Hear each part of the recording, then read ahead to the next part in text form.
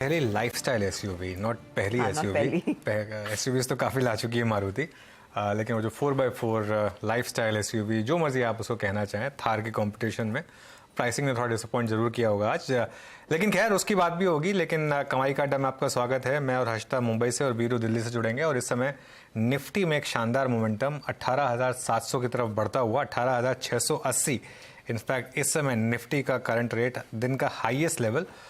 और सबसे इंटरेस्टिंग चीज़ ये है हर्षिता, ये हुआ है जबकि बैंक निफ्टी से बिल्कुल सपोर्ट नहीं मिला निफ्टी को।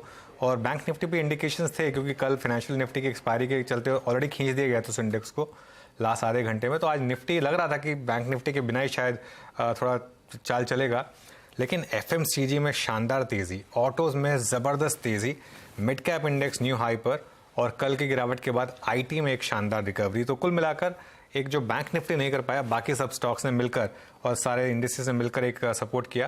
प्लस एडवांस डिक्लाइन देखिए आप, क्या शानदार एडवांस डिक्लाइन, मतलब लास्ट घंटा शुरू होने वाला और 2.5:1 का एडवांस डिक्लाइन, मतलब ये बहुत ही स्ट्रॉन्ग एडवांस डिक्लाइन। मार्केट इस समय कंप्लीटली बुल्स के एक कंप्लीट गिरफ्त में, और डिक्लाइंस आ भी रही हैं तो 10-15 पॉइंट आती हैं, उसके बाद वहाँ पर बाइंग आ जाती है। क्लियरली एक मिस्ड आउट रैली, बहुत लोगों ने मिस की, फोमो फैक्टर कुछ भी कह लीजिए, एफआई की सेलिंग हो, बाइंग हो, मार्केट रोज दिन ब दिन धीरे धीरे बढ़ रहा है अपने ऑल टाइम हाई की तरफ। जी हाँ, और बीच में जो लगा था कि शायद कुछ और समय लेगा, वो ब्रीदर, वो पॉज लेना मार्केट के लिए बेहतर ही साबित होगा, क्योंकि एक अच्छी ब्रेथ लेकर फिर आप ज्यादा लंबा और ज्यादा बेहतर दौड़ पाते हैं।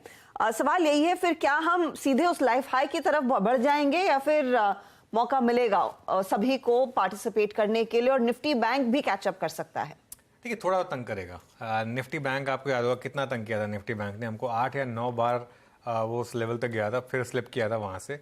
लेकिन इशू पता है क्या है, इशू ये है कि मार्केट को अगर अब गिरना होता तो अब तक गिर चुका होता। बैंक निफ्टी को अगर अपने ऑल टाइम हाई के आसपास अंडर परफॉर्म भले ही कर रहा हो, लेकिन कोलैप्स नहीं कर रहा है ये मार्केट। और अगर डिप्स आ भी रहे हैं, बैंक निफ्टी देखिए जैसे ही रेड में आ रहा है बाइंग आ रही है। 2 बार रेड में आया ये बैंक निफ्टी, रेड में आती ही यहाँ पर बाइंग आ गई। निफ्टी जो है, अब क्योंकि हम पहले निफ्टी की बात करते हैं, अब एक बड़े रेजिस्टेंस की तरफ बढ़ रहा है। सुबह जो हमारा फर्स्ट रेजिस्टेंस जोन था उसके कंफर्टेबली ऊपर हैं हम, कल की रेंज के ऊपर हैं, ऑप्शन राइटर्स की रेंज के ऊपर हैं। अब 18,700 से 18,800 एक लास्ट रिमेनिंग रेजिस्टेंस है, और मुझे लग रहा है कि यहाँ पर अब बुल्स थोड़ा चेज करेंगे।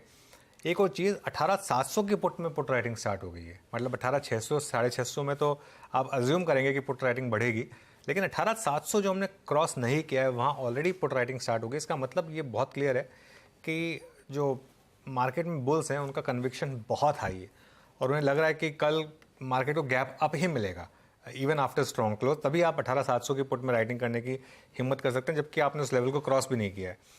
बैंक निफ्टी में आज थोड़ा सा आईसीआईसीआई बैंक का एक फैक्टर रहा है। आईसीआईसीआई बैंक में थोड़ी प्रॉफिट टेकिंग है आज, इसकी वजह से आज बैंक निफ्टी थोड़ा सॉफ्ट है, और वो भी थोड़ा ही सॉफ्ट है, कोई बहुत ज़्यादा नहीं किया, ऐसा नहीं कि कोलैप्स कर गया। आईसीआईसीआई बैंक रेड में है, लेकिन बैंक निफ्टी अभी भी फर्स्ट रेजिस्टेंस जोन में 44,200 टू 44,300 का वो जो रेजिस्टेंस जोन था, आगे ऑब्वियसली 44,400 और 44,500 बड़ा रेजिस्टेंस है। लेकिन क्योंकि आपने एक सवाल ये पूछा कि क्या हम नए हाई की तरफ बढ़ेंगे या बीच में रुकेंगे, मेरे ख्याल से जो ज़्यादा बड़ा सवाल है कि क्या नए हाई के ऊपर मार्केट में जगह है, क्या ये निफ्टी 20,000 तक फॉर एग्जांपल जा सकता है, क्या बैंक निफ्टी 50,000 तक जा सकता है फॉर एग्जांपल। उसमें मेरा जवाब है कि हाँ, क्योंकि ये जो तेज़ी है ये अभी बहुत लोग समझ नहीं पा रहे हैं इस चीज़ को। अक्टूबर 2021 में हर्षिता हम 18,600 पर थे, आज हम 18,600 पर है। 1.5 साल निकल गया है, 1.5 साल की अर्निंग्स निकल गई हैं, ठीक है ना, और मार्केट कहीं नहीं गया। ये हम असल में क्योंकि हम मार्केट को रोज ट्रैक करते हैं और हमारा काम है सिर्फ नियर टर्म एक रीसेंसी बायस होना, हम हमेशा एक 17,200 16,800 से जो मूव स्टार्ट हुआ उसकी तरफ देख रहे हैं। उससे पहले जो मार्केट गिरा था 18,600 से 16,200 तक, उस पर हमने ज़्यादा ध्यान नहीं दिया। तो 1.5 साल में टेक्निकली निफ्टी में आपने कुछ नहीं कमाया है, और मेरे ख्याल से 1.5 साल में अर्निंग्स अच्छी खासी ग्रो हुई हैं। ये मार्केट जो 1.5 साल पहले करीब 21 टाइम्स 1 ईयर फॉरवर्ड था, आज 17 टाइम्स 1 ईयर फॉरवर्ड है निफ्टी पर, और मेरे ख्याल से अभी भी यहाँ पर काफ़ी स्कोप है।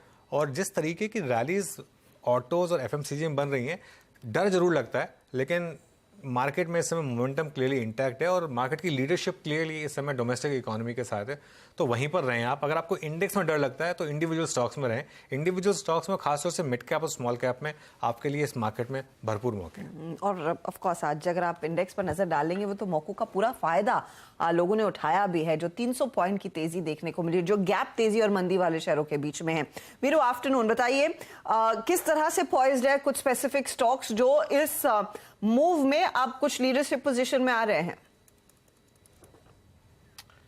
बहुत सारे स्पेस है हर्षदा। एफएमसीजी है, आपका कैपिटल गुड्स है, आपका ऑटो है। Good afternoon first of all Harshada, Anuj आपको भी। मैं शुरुआत करूंगा सीमेंट स्पेस से। थोड़े वाइल्ड ओआई एडिशंस जिस स्पेस में हुए हैं उसमें जेके सीमेंट लगभग 11%, श्री सीमेंट लगभग 1%। ये दो स्टॉक्स फ्यूचर्स जो हैं वो आज सीमेंट स्पेस में काफ़ी स्ट्रॉन्ग ओआई बिल्डअप देखते हुए। टाटा मोटर्स, इसका जिक्र हमने कल भी हर्षदा क्लोजिंग में किया था। एक स्ट्रॉन्ग मूव। टाटा मोटर्स इस दौर की आप याद रखिएगा हाईएस्ट ट्रैजेक्टरी में 567 ट्रेड करता हुआ। यस, ये मतलब आप समझ लीजिएगा कि फेब 2017 के बाद का सबसे हाईएस्ट लेवल पे है और यहां पर भी ओ एडिशंस होते हुए मारुति आज इवेंट था इसके लिए करीब 1.2% का और अपोलो टायर्स भी करीब 1% का। कैपिटल गुड्स में आज एचएल और साथ ही साथ एस्ट्रल 2% और 1% का बिल्डअप हुआ। यहाँ पे काफी स्ट्रॉन्ग बिल्डअप है। और साथ ही साथ फार्मा स्पेस में ग्लेनमार्क और ज़ायडस लाइफ ओ एडिशंस थिन है, मतलब बहुत वाइल्ड नहीं है। एकमात्र से जेके सीमेंट को अगर मैं छोड़ दूं हर्षदा तो कोई बहुत वाइल्ड ओआई एडिशन नहीं है। 1%, 2%, 3%। लेकिन नो डाउट इस वक्त ऑटो और साथ ही साथ फार्मा, ये दो स्पेस सबसे स्ट्रॉन्ग और लॉन्ग बिल्डअप देखते हुए। एक बार मैं एफएमसीजी का सेक्टर लेके आता हूं आपके स्क्रीन पे। एफएमसीजी में बिल्डअप कैसा है? एफएमसीजी में आज सबसे स्ट्रॉन्ग लॉन्ग बिल्डअप क्रिएट हुआ है ब्रिटानिया में, साथ ही साथ बलरामपुर चीनी में 6% का। यूबीएल आज सुबह सुबह ये सचिन की कॉल भी थी 14% का और इंडिया मार्ट में लगभग 3.8% का। तो एफएमसीजी टॉप पे, उसके बाद कैपिटल गुड्स और तीसरे नंबर पे हर्षदा ऑटो आते हैं जहां पे आज सबसे स्ट्रॉन्ग वेरिएशन हुआ है। Meanwhile Harshada Nifty at 18687 at day high. Harshada ji हाँ, डे हाई। और आपने ऑफ कोर्स ऑटो का जिक्र किया। ऑटो, एफएमसीजी, मिड कैप्स, ये तीन सेक्टर्स हैं जो रिकॉर्ड लेवल्स पर नए ऊंचाइयां गढ़ते हुए दिखाई दिए हैं। ऑटो इंडेक्स ऑफ कोर्स हमने देखा है, बाकी सारे शेयर चले बारिंग मारुति आज, जिसके लिए ऑफ कोर्स बड़ा दिन है जिम्नी के लॉन्च के बाद। एफएमसीजी, ब्रिटानिया रिकॉर्ड हाइस पर, इंडेक्स रिकॉर्ड हाइस पर और एक फॉलो थ्रू बाकी स्टॉक्स में। और मिड कैप्स की तो हम बात कर ही रहे हैं जहां पर हमने देखा है 300 पॉइंट तक की तेजी। स्मॉल कैप इंडेक्स तो ऑल टाइम हाई पर भी पहुंचता हुआ दिखाई दे रहा है। तो मार्केट में कॉन्फिडेंस है, खरीदारी होती दिखाई दे रही है। और इस कॉन्फिडेंस को लीड कौन से शेयर कर रहे हैं उस पर अब आ जाते हैं फटाफट से। तेजी वाले काउंटर्स के साथ शुरुआत होगी। ब्रिटानिया, जिसका अभी जिक्र किया, 4% से ज्यादा का इजाफा, 4900 पर आ गया है काउंटर। टाटा कंज्यूमर 3.5% तक के गेंस देखने को मिले। नेस्ले में 3% तक की तेजी बनती दिखाई दे रही है। और आज ऑयल मार्केटिंग कंपनियों में बीपीसीएल के नाम ये तेजी है जहां पर 3-3.5% का इजाफा है। एचपीसीएल भी फॉलो करता हुआ। कैनफिन होम्स ब्रोकरेज रिपोर्ट्स का थम्स अप आ रहा है, 4% के गेंस। ग्लेनमार्क फार्मा या दूसरा या तीसरा सत्र होगा जहां पर तेजी की पोजीशंस इस हफ्ते। और यूबीएल में भी हमने देखा एक अच्छी खासी खरीदारी, 4% तक के गेंस वहां पर भी बने हैं। जो नहीं चला है उसमें सिप्ला है, फ्लैट है ये। एमएनएम अब 0.5% नीचे। पॉलीकैब में कुछ मुनाफा वसूली और ओबरॉय रियल्टी में हम देख रहे हैं हल्का सा दबाव बनता हुआ। लेकिन अगर आप वो मंदी वाले शेयर देखेंगे ना, बारिंग पॉलीकैब जो करीब 2% नीचे, बाकी स्टॉक्स में इतना ज्यादा प्रेशर नहीं है। 1% से कम, कुछ तो 0.5% से कम की गिरावट पर इस समय ट्रेड करते हुए दिखाई दे रहे हैं। तो लार्जली जो मूड माहौल है वो तेजी की तरफ ही बैठ रहा है। और इस तरह के दिन फिर आपकी क्या रणनीति हो, हमारे पैनल को जोड़ना शुरू करते हैं। फंडामेंटल्स पर आज हम बात करेंगे आईसीआईसीआई सिक्योरिटीज के पंकज पांडे से। टेक्निकल कॉल्स के लिए हमारे साथ है प्रकाश गाबा, मानस जायसवाल, राजेश सातपुते, राहुल शर्मा, चंदन तापड़िया। फिर 2:30 बजे आज जो बड़ा इवेंट ओवल में किक ऑफ होता हुआ दिखाई देगा, जिसका सबको बेसब्री से इंतजार है। टेस्ट वर्ल्ड चैंपियनशिप का जो मैच आज शुरू होगा, भारत बनाम ऑस्ट्रेलिया, इस पर हमारी खासी चर्चा होगी। नेटवर्क 18 के sports editor, group editor rather, के श्रीनिवास राव हमारे साथ जुड़ने वाले हैं। फिर ऑफ कोर्स मार्केट पर भी हम लौटेंगे, 2:40 पर लेकर आएंगे आपके लिए 4 का चौका, सस्ता ऑप्शन लेंगे हम राहुल शर्मा से। राजेश सातपुते आज तैयार कर रहे हैं एफएनओ का सुपरस्टार। मानस जायसवाल से समझेंगे चार्ट का चमत्कार और मिड कैप फंडा की बातचीत भी होगी पंकज पांडे से। 2:45 पर फोकस मारुति पर, जिम्नी पर खास details of course Deepali Rana से समझेंगे कि मार्केट की क्या एक्सपेक्टेशन है और कंपनी क्या एक्सपेक्ट कर रही है ये कार इनको दिलाकर देगी। 2:50 के आसपास मार्केट बिग वॉइस में हमारा साथ आज पाइपर सेरिका के फाउंडर एंड फंड मैनेजर अभय अग्रवाल करेंगे और 3 बजे से मार्केट क्लोजिंग की तैयारी, डीलिंग रूम का जायजा, BTST या STBT ट्रेड्स और of course market closing. Okay, चलिए फिर एक काम करते हैं, ट्रेड्स लेना शुरू करते हैं। इस समय निफ्टी है डे हाई 18,691, मतलब 18,700 से अब सिर्फ 9 पॉइंट दूर। और मिड कैप इंडेक्स देखिए, अब पूरा 1% की रैली यहाँ पर और एडवांस डिक्लाइन बहुत ही शानदार। निफ्टी मिड कैप इंडेक्स 34,368, इस समय ये फ्रेश ऑल टाइम हाई। आप सभी को गुड आफ्टरनून। गाबा सर, क्या ट्रेड होगी इस समय की? Good afternoon to you. और ट्रेड हो ऑन द लॉन्ग साइड वो है नवीन फ्लोरिन। नवीन फ्लोरिन अच्छा लग रहा है मुझे, ट्रेड कर रहा है 4708 पर। इसमें मोमेंटम है, ब्रेकआउट भी है। इसका टारगेट है 4800, स्टॉप होगा 4675। नवीन फ्लोरिन। ओके, आपका नवीन फ्लोरिन, यस आशीष, ये डे हाई के जोन में आके ट्रेड करता हुआ और इसमें OI रेशंस काफ़ी अच्छे खासे। मैं इनफैक्ट एक्सप्लेन करूंगा, मेरी OI की शीट नहीं खुल रही इस वक्त, लेकिन पहले चलता हूँ, काम करते हैं राजेश जी के पास है। राजेश जी, आपका ट्रेड क्या रहेगा? Good afternoon Viren and good afternoon everyone. Viren देखिए, नजर है रिलायंस इंडस्ट्रीज पर। मुझे लगता है जिस तरह से ये 2500 के ऊपर ट्रेड करना शुरू करा, यहाँ पे एक शॉर्ट कवरिंग स्विंग मिलेगा। इसका टारगेट होगा करीबन 2530 का, तो बाय करे रिलायंस इंडस्ट्रीज फ्यूचर में। स्टॉप लॉस होगा 2490 का। ओके, तो ये फिलहाल आपके लिए रिलायंस इंडस्ट्रीज पर एक बाय कॉल राजेश सातपुते ने दिया। मानस, आपका ट्रेड? नमस्कार जी। तो देखिए, खरीदारी करेंगे टाटा कंज्यूमर में, जहां पर करीब 5 दिनों के कंसोलिडेशन के बाद आज फाइनली एक ब्रेकआउट देखने को मिला। काफी बेहतर वॉल्यूम देखने को मिल रहे हैं। तो यहाँ पर अभी भी खरीदारी करने के मौके हैं। करंट लेवल्स पे खरीदारी करिए 807 रुपए। 807 के स्टॉप लॉस से आप खरीदारी कर सकते हैं। 845, 845 रुपए के टारगेट सेट करें। ये दोनों ही कैश लेवल्स हैं। 820 वाला कॉल ऑप्शन भी ले सकते हैं। 820 का कॉल ऑप्शन 15 रुपए पे ट्रेड हो रहा है। 9 रुपए का आपको स्टॉप लॉस लगाना है इस ऑप्शन में और 27 रुपीज, 27 रुपए के टारगेट सेट करने हैं। बिल्कुल। ये एक्चुअली सुबह भी हमने डिस्कस किया था और सुबह स्पॉट भी किया था इसको। और इसमें मानस की कॉल टाटा कंज्यूमर पर। राहुल शर्मा भी जुड़ गए हमारे साथ। Rahul ji, good afternoon. क्या ट्रेड लेंगे आप? जी गुड आफ्टरनून। देखिए, मुझे PSU बैंक्स यहाँ पर बहुत अच्छे लग रहे हैं। बैंक ऑफ बड़ौदा का पर्टिकुलर सेटअप यहाँ पे काफी प्रॉमिसिंग लग रहा है। प्रीएम्प्टिव ब्रेकआउट ट्रेड है, इसे बाय करके चल सकते हैं। मेरे हिसाब से 200 210 तक के लेवल्स हमें बहुत जल्द बैंक ऑफ बड़ौदा में देखने को मिल सकते हैं। तो पोजिशनल ट्रेड है ये, इसे बाय कीजिए। 179 का स्टॉप लॉस रहेगा और मुझे लगता है कि PSU बैंक्स में एक अच्छी आउट परफॉर्मेंस यहाँ से देखने को मिल सकती है। बिल्कुल। अच्छा, एक बार जरा आप एक इंडेक्स लेकर आइए, निफ्टी जूनियर। मेरे ख्याल से अब उसका नाम निफ्टी नेक्स्ट 50 हो गया है। निफ्टी नेक्स्ट 50 लेकर आइए। आज तक इसकी बात मैं इसलिए कर रहा हूँ क्योंकि आज मिड कैप ने ऑल टाइम हाई हिट किया, स्मॉल कैप ने भी ऑल टाइम हाई हिट किया। ये अब एक ऐसा इंडेक्स बचा है ब्रॉडर मार्केट में जो अभी भी अपने हाई से खासा दूर है, करीब करीब 6% दूर है ये अभी अपने 52 वीक हाई से। और इसने काफ़ी अंडर परफॉर्म किया था क्योंकि अदानी ग्रुप के काफ़ी स्टॉक्स थे इसमें, इसकी वजह से। एक्स ऑफ दैट ये इंडेक्स भी काफ़ी ऊपर है, लेकिन ये एक एरिया ऑफ मार्केट है जहाँ पर मुझे लग रहा है कि अभी भी आपको थोड़ा स्कोप है कि यहाँ पर थोड़े से ट्रेड्स आपको अच्छे मिलने चाहिए। बेसिकली निफ्टी नेक्स्ट 50 क्या होता है, जो 50 निफ्टी की सबसे बड़ी कंपनियाँ होती हैं, उसके बाद की जो नेक्स्ट 50 कंपनियाँ होती हैं, जो या तो निफ्टी में आने के लिए इनलाइन होती हैं या निफ्टी में आ चुकी होती हैं और उसके बाद वो डाउनग्रेड हो चुकी होती हैं। तो वो एक इंडेक्स है जो नॉर्मली वैसे आउट परफॉर्म करता है, लेकिन पिछले 1 साल में इसने थोड़ा अंडर परफॉर्म किया है, तो इस पर नज़र रखें। अच्छा, आज एक बहुत इंटरेस्टिंग मूव आया निफ्टी आईटी में। निफ्टी आईटी अब 28,893 पर अगेन 200 डे मूविंग एवरेज को रिक्लेम किया। 28,850 का 200 डे मूविंग एवरेज। एक बार जरा इन्फोसिस का चार्ट लेकर आइए। अच्छा, पंकज पांडे भी जुड़ गए हमारे साथ। Pankaj, good afternoon. मैं पहले आपसे एक व्यू जानना चाहूँगा आईटी को लेकर, खासतौर से इन्फोसिस जैसे लार्ज कैप्स में, यहाँ क्या व्यू होगा आपका? अनुज, आई थिंक ओवरऑल आईटी में अगर आप देखोगे तो जो ग्रोथ एक्सपेक्टेशन है 4 से 6% का है, constant currency growth for Infosys. हमें ऐसा लगता है कि ये overall next period, next few quarters में, हालांकि not immediate quarter but second half में इन्फोसिस इसको बेहतर कर सकता है in terms of growth rate. And Infosys अभी 15% लोअर लेवल पे चल रहा है compare to the long term P multiples.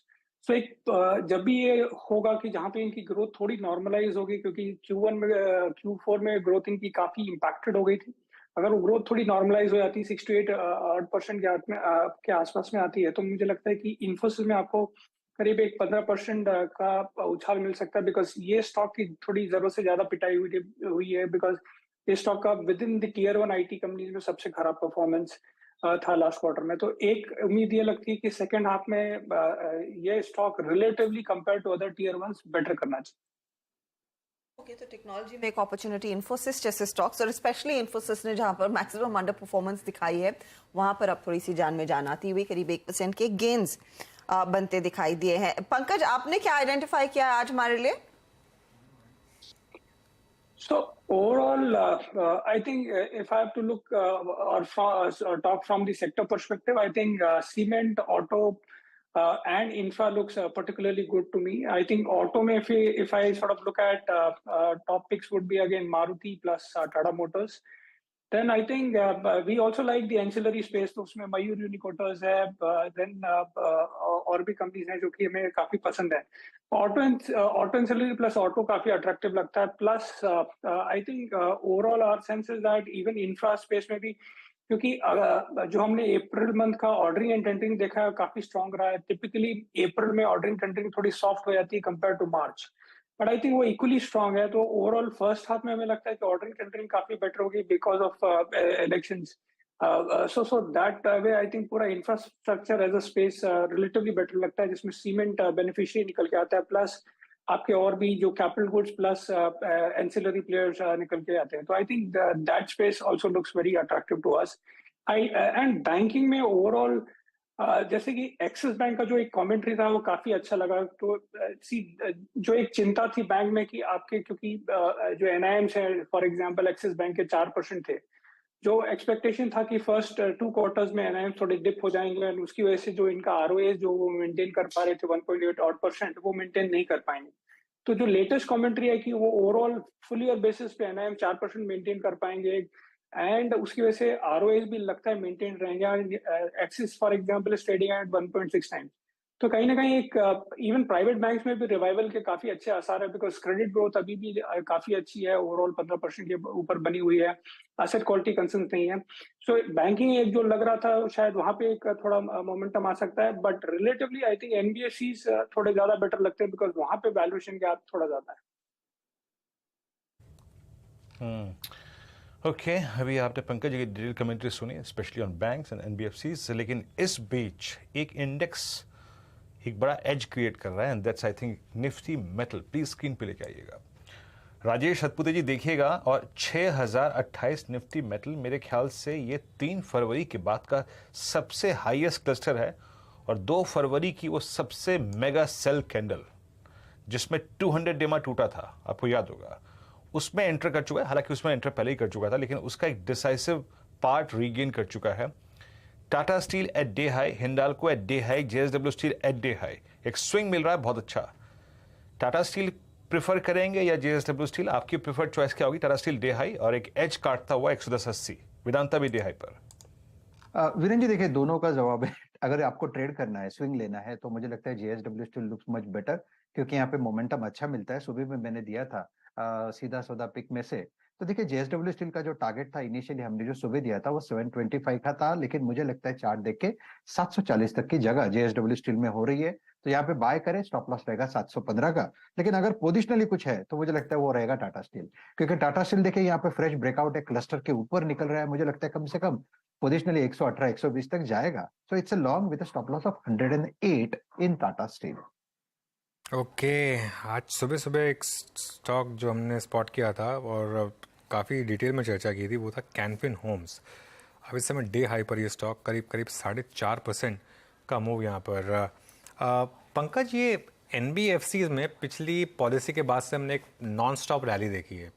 Cholamandalam, Can Fin Holmes, Muthoot, आप कोई भी एनबीएफसी उठा के देख लीजिए, बजाज फाइनेंस। यहाँ पर इस स्पेस में आपका क्या व्यू, और यहाँ पर कोई प्रेफर्ड पिक आपकी?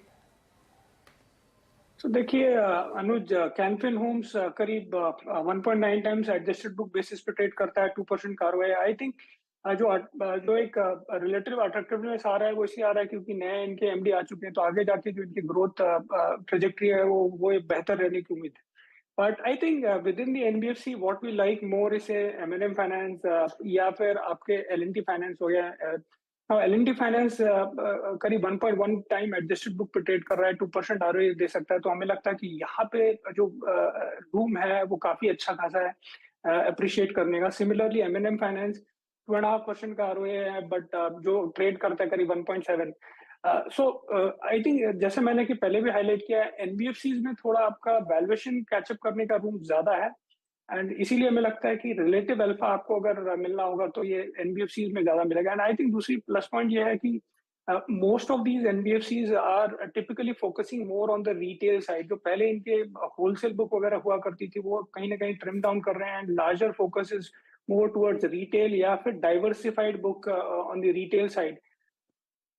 दैट वे आई थिंक जो एक रिस्क आता था एवरी साइकिल में, आई थिंक वो कहीं ना कहीं कम हो रहा है. तो ओवरऑल हमें लगता है कि M&M finance and L&T finance, Can Fin Homes largely I think valued लगता है for the ROS it has got.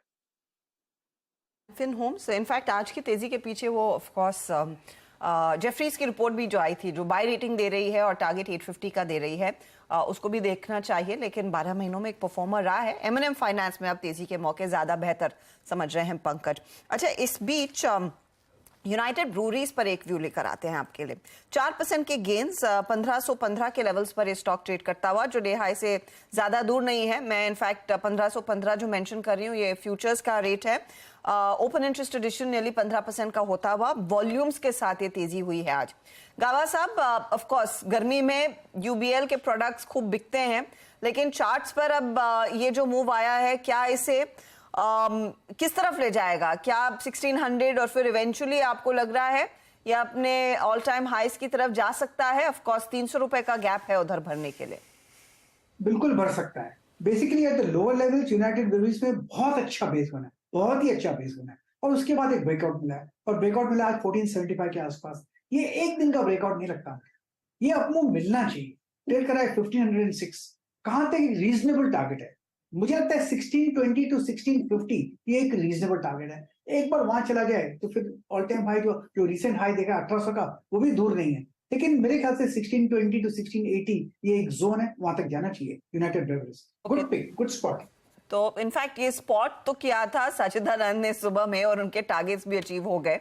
मैं बस एक फॉलो थ्रू सवाल पूछ रही हूँ गावा साहब. 1480 का पहला टारगेट था और 1530 का अगला, और आप कह रहे हैं आप 1680 तक जाने की क्षमता रखता है अगर आप थोड़ा और टाइम दें इस पर्टिकुलर ट्रेड को, तो वहां पर पोटेंशियल अच्छी खासी तेजी का क्लियरली बनता दिखाई दिया है स्क्रीन पर. अच्छा, इस बीच निफ्टी 18700 के पार निकलता हुआ 100 पॉइंट के गेन्स, और निफ्टी बैंक जहां पर हमने हेडलाइन में कहा था कि सुस्ती है, इनफैक्ट सिर्फ 3-4 पॉइंट की बढ़ती, वहां पर भी एक शार्प मूव आया है. 73 पॉइंट्स का इजाफा यहां पर बनता दिखाई दिया है. और निफ्टी बैंक के आपके सामने फटाफट से वो कंट्रीब्यूटर्स लेकर आते हैं कि किस स्टॉक की बदौलत दरअसल वो पोजीशंस और बेहतर होती हुई दिखाई दे रही है. 65 अंकों का इजाफा निफ्टी बैंक पर. तो आईसीआईसीआई बैंक में हल्की हल्की अब खरीदारी आना शुरू हो गई है, तो उसका योगदान है. एचडीएफसी का तो योगदान बना ही हुआ है.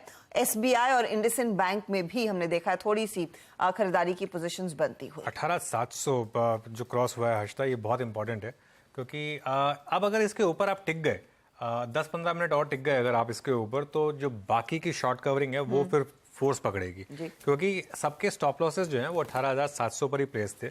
ऑप्शंस का अगर आप बिल्डअप देखेंगे, जो सबसे ज़्यादा ऑप्शन बिल्डअप था आज ट्रेड से पहले, तो वो 18700 की कॉल में था. वहाँ करीब 1.5 करोड़ का ओपन इंटरेस्ट है, और अभी भी वहाँ सिर्फ 50-51 रुपये प्रीमियम मेरे हिसाब से. तो इसके ऊपर अगर आप 10-15 मिनट और टिके तो बाकी की जो शॉर्ट कवरिंग है वो अपना काम करेगी. अच्छा, इसमें एक और चीज़ बहुत इंटरेस्टिंग हो रही है. ऑलमोस्ट रोज अब आपको एक गैप अप या मिनी गैप अप मिल रहा है. ऑलमोस्ट 40-50-60 पॉइंट के गैप अप्स अगर मिल रहे हैं. कल वीकली एक्सपायरी है, तो मैं ये सोच रहा हूँ कि 18700 के कॉल राइटर्स जो हैं वो इस समय थोड़ा नर्वस होंगे. और मेटल्स में शानदार तेज़ी है पिछले कुछ मिनटों में. एक बार जरा इंट्राडे चार्ट्स लेकर आइए. हिंडाल्को, जेएसडब्ल्यू स्टील, टाटा स्टील, इन सभी स्टॉक्स ने एक अच्छा खासा मोमेंटम दिखाया. और एक पिछले कुछ मिनटों में लीवर में एक अच्छा मूव आया. लीवर, टाटा कंज्यूमर, ये कुछ स्टॉक्स हैं. एचडीएफसी ट्विंस लेकर आइए एक बार जरा. एचडीएफसी ट्विंस ने मेरे ख्याल से पिछले कुछ मिनटों में एक अच्छा निफ्टी पर इम्पैक्ट दिखाया. इंट्राडे में दोनों स्टॉक्स आएंगे एक बार आपकी स्क्रीन पर। ये देखिए HDFC और HDFC बैंक दोनों तो शानदार मूव और 18,700 इस समय सस्टेन कर रहा है। एक काम करें अब, क्यों ना एक थोड़ा सा मार्केट से ब्रीदर लिया जाए और रिविजिट करेंगे। ऑब्वियसली हम 18,700 के ऊपर ट्रेड कर रहे हैं, लेकिन आज सब क्रिकेट फैंस के लिए एक बहुत ही इंपॉर्टेंट दिन है, बहुत ही बड़ा दिन है। ICC वर्ल्ड टेस्ट चैंपियनशिप के लिए ओके टीम इंडिया और ऑस्ट्रेलिया के बीच जो मैच है उसकी बात हम करने वाले थे, लेकिन एक काम करते हैं एक बजरा, क्योंकि ये मेडल्स में एक अच्छा खासा एक स्ट्रॉन्ग मूव आ रहा है, एक बजरा फॉलो थ्रू ले लेते हैं यहाँ पर, या फॉलो अप कॉल ले लेते हैं। गाबा सर, मेटल्स में आपकी अच्छी पकड़ है, इस समय कोई स्टॉक चेज करना चाहेंगे? मुझे टाटा स्टील पर थोड़ा ध्यान था और मुझे टाटा स्टील में बहुत ही अच्छा मूव बन रहा था। मुझे लगता है इसमें अब भी बन सकता है। 110 के ट्रेड कर रहा है, मुझे लगता है 113 114 ये एक जोन है, आते दिनों में जा सकता है, हो सकता है 120 भी चला जाए। तो यहाँ पर जो टाटा स्टील में जो मोमेंटम है बढ़िया है, लेना चाहिए, यस लेना चाहिए। स्टॉप 109 का और राइट द ट्रेंड, मुझे लगता है राइट कर सकते हैं इस ट्रेंड को। टाटा स्टील 109 का स्टॉप, 120 का टारगेट। चलिए अब बात करते हैं उस ICC वर्ल्ड टेस्ट चैंपियनशिप के लिए। टीम इंडिया और ऑस्ट्रेलिया के बीच आज से मुकाबला होगा लंदन में ओवल ग्राउंड में। इस मैच को खेला जाएगा। एक दशक से टीम इंडिया ने कोई ICC खिताब नहीं जीता है, हालांकि हम फाइनल्स में ज़रूर पहुंचे हैं। पिछली बार भी टेस्ट चैंपियनशिप के फाइनल में हम पहुंचे थे, जहां न्यूजीलैंड ने हमको हराया था। इस बार एक्सपेक्टेशन है कि ऑस्ट्रेलिया को हम हरा सकते हैं। क्यों? क्योंकि पिछली 4 सीरीज जो ऑस्ट्रेलिया के साथ हुई हैं वो चारों हमने जीती हैं, 2 घर पर, 2 ऑस्ट्रेलिया के घर पर। हालांकि जूरीज आउट की क्या बुमराह की एब्सेंस में ऑस्ट्रेलिया का बॉलिंग अटैक थोड़ा इंडिया के बॉलिंग अटैक पर थोड़ा भारी पड़ेगा, ये एक सवाल है। लेकिन इसके जवाब के लिए चलते हैं नेटवर्क 18 के ग्रुप स्पोर्ट्स एडिटर के श्रीनिवास राव के पास। राव साहब, गुड आफ्टरनून। तो काफ़ी दिलचस्पी इस मैच को लेकर और एक्सपेक्टेशन है कि शायद इस बार हम वो काम कर रहे हैं जो पिछली बार नहीं कर पाए थे। आप बताइए इस समय पल्स आपको कैसी लग रही है? जी, बहुत चांसेस बहुत अच्छे हैं कि हम इस बार वो कर सके जो पिछली बार नहीं कर पाए थे। वो इसीलिए क्योंकि अगर दोनों टीम एक लेवल पे है, अगर in terms of test achievements, तो एक कपल ऑफ थिंग्स जहां इंडिया आगे है ऑस्ट्रेलिया से, वो ये है कि एक आपने बताया पिछले 4 सीरीज जो हम ऑस्ट्रेलिया से खेले हैं वो हम जीते हैं, तो वो एक कॉन्फिडेंस लेके हम जा रहे हैं इस मैच में। दूसरा, हमको ये पता है कि वर्ल्ड टेस्ट चैंपियनशिप फाइनल में क्या नहीं करना है। क्यों? क्योंकि वो न्यूजीलैंड की जो हार थी 2021 की, वो हमें सिखा गई है बहुत कुछ। तो वो एक्सपीरियंस लेके हम जाएंगे इस ग्राउंड में। वेदर बहुत अच्छा है इंग्लैंड के हिसाब से। मैच शुरू होने के 3 घंटे के बाद हम धूप एक्सपेक्ट कर सकते हैं। So the important thing is वो पहले के 3 घंटे अगर हम बैटिंग पहले कर रहे हैं तो हमको वो नेगोशिएट करना पड़ेगा। मेरे को एम्बुलेंस की आवाज सुनाई दे रही है। I am hoping it's for the Australian team and not for the Indian players at all. और उम्मीद है कि हम भारी पड़े। लेकिन ओवल की खासियत इस बार ये है कि एक न्यूट्रल वेन्यू पर हम मिल रहे हैं, तो किस तरह से वो पिच प्ले आउट करती हुई दिखाई दे सकती है, स्पेशली भारत के फेवर में? जी हाँ, ये बहुत इंपॉर्टेंट पॉइंट आपने शेयर किया कि न्यूट्रल वेन्यू। ये 2 साल का जो टेस्ट साइकिल है ये जस्टिफाई नहीं करता कि फाइनल न्यूट्रल वेन्यू पे खेला जाए, क्योंकि टेस्ट का जो कंसेप्ट है वो होम एंड अवे का होता है। तो न्यूट्रल एक कंसेप्ट है जो आगे जाके चेंज होना चाहिए। खैर, इस मैच के बारे में बात करते हैं। पिच इसको कैसे बिहेव करेगा। अगर आप देखें लास्ट टाइम जब इंडिया यहाँ पे खेला था, रोहित शर्मा ने एक शानदार सेंचुरी मारी थी, 127 रन सेकेंड इनिंग्स में, और वो ये बात कह भी गए प्री मैच अपने प्रेस कॉन्फ्रेंस में कि ये पिच जो होता है ओवल का ट्रेडिशनली ऐसा पिच है जो शुरुआत में सीमर्स की मदद करता है, फिर धीरे धीरे जैसे मैच आगे जाता है आप वो पिच ईज आउट होगा और स्लो हो जाएगा। तो उसके लिए आपको एक रिस्क क्या कॉम्बिनेशन ले जाना चाहिए, क्या कॉम्बिनेशन नहीं ले जाना चाहिए। तो रिस्क क्वेश्चन ये कहता है कि 2 स्पिनर लेके जाइए आप, पहले के 3 घंटे नेगोशिएट कीजिए ओवरकास्ट कंडीशन, और फिर आप फायदा उठाइए। आपके हिसाब से जडेजा और अश्विन दोनों खेलेंगे, और तीसरे सीमर के लिए फिर आप किसको चुनेंगे, उमेश को या फिर शार्दुल को? क्योंकि शार्दुल एक थोड़ा ऑलराउंडर का रोल भी निभा सकते हैं। देखिए सर, ऐसा है कि आप टेस्ट मैच में ये बोल के नहीं जा सकते कि बॉलर तो है लेकिन थोड़ा बैटिंग भी कर लेता है। मैं थोड़ा प्यूरिस्ट वर्ल्ड से आता हूँ और मेरा ये मानना है कि आपको 5 बॉलर थियरी अगर लेके चल रहे हैं आप, तो आपके 5 बॉलर जो है वो अच्छे खासे कंडीशन फ्रेंडली बॉलर्स रहने चाहिए। अगर आप पिछला मैच यही ओवल में देखें इंडिया का, तो उमेश यादव ने 3 विकेट फर्स्ट इनिंग्स में लिए थे, 3 विकेट सेकेंड इनिंग्स में लिए थे। तो यस, वो पेस अगर यहाँ काम आ जाए, अगर वो फुली फिट है तो उन्हें सेलेक्ट किया जाना चाहिए। हाँ, ये मैं ऐड कर दूं कि शार्दुल जब यहाँ खेले थे ठाकुर पिछली बार, वो दोनों इनिंग्स में 50-50 मार के गए थे और वो काफी काम आ गई थी इंडिया के। बट क्या आपको एक बॉलर ऐसा चाहिए जो बैट थोड़ा कर सके, या आपको एक बॉलर ऐसा चाहिए जो कंडीशन स्पेसिफिक हो और आपको 20 विकेट लेने में मदद करे? तो उस हिसाब से मैं उमेश यादव के साथ जाऊँ। ओके, उमेश के साथ जाएंगे। एक और सवाल, एक छोटा सा, ईशान किशन या के एस भरत, दोनों में से किस पर दांव लगाया जाएगा? के.एस. भरत, और वो इसीलिए क्योंकि ईशान किशन लवली लैड, अच्छा लड़का है, यंगस्टर है, एंथुजियास्टिक है। तो बोला क्या जा रहा है ईशान के फेवर में कि वो एक पावर हिटर है। माना मैंने कि वो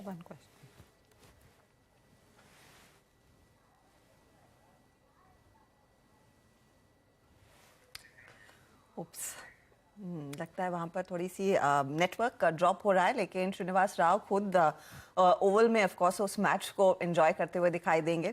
go ahead Srini, complete your sentence. आपका वहां पर नेटवर्क थोड़ा सा मेरे ख्याल में टूट रहा है बार बार। नहीं, थोड़ी सी प्रॉब्लम हो रही है।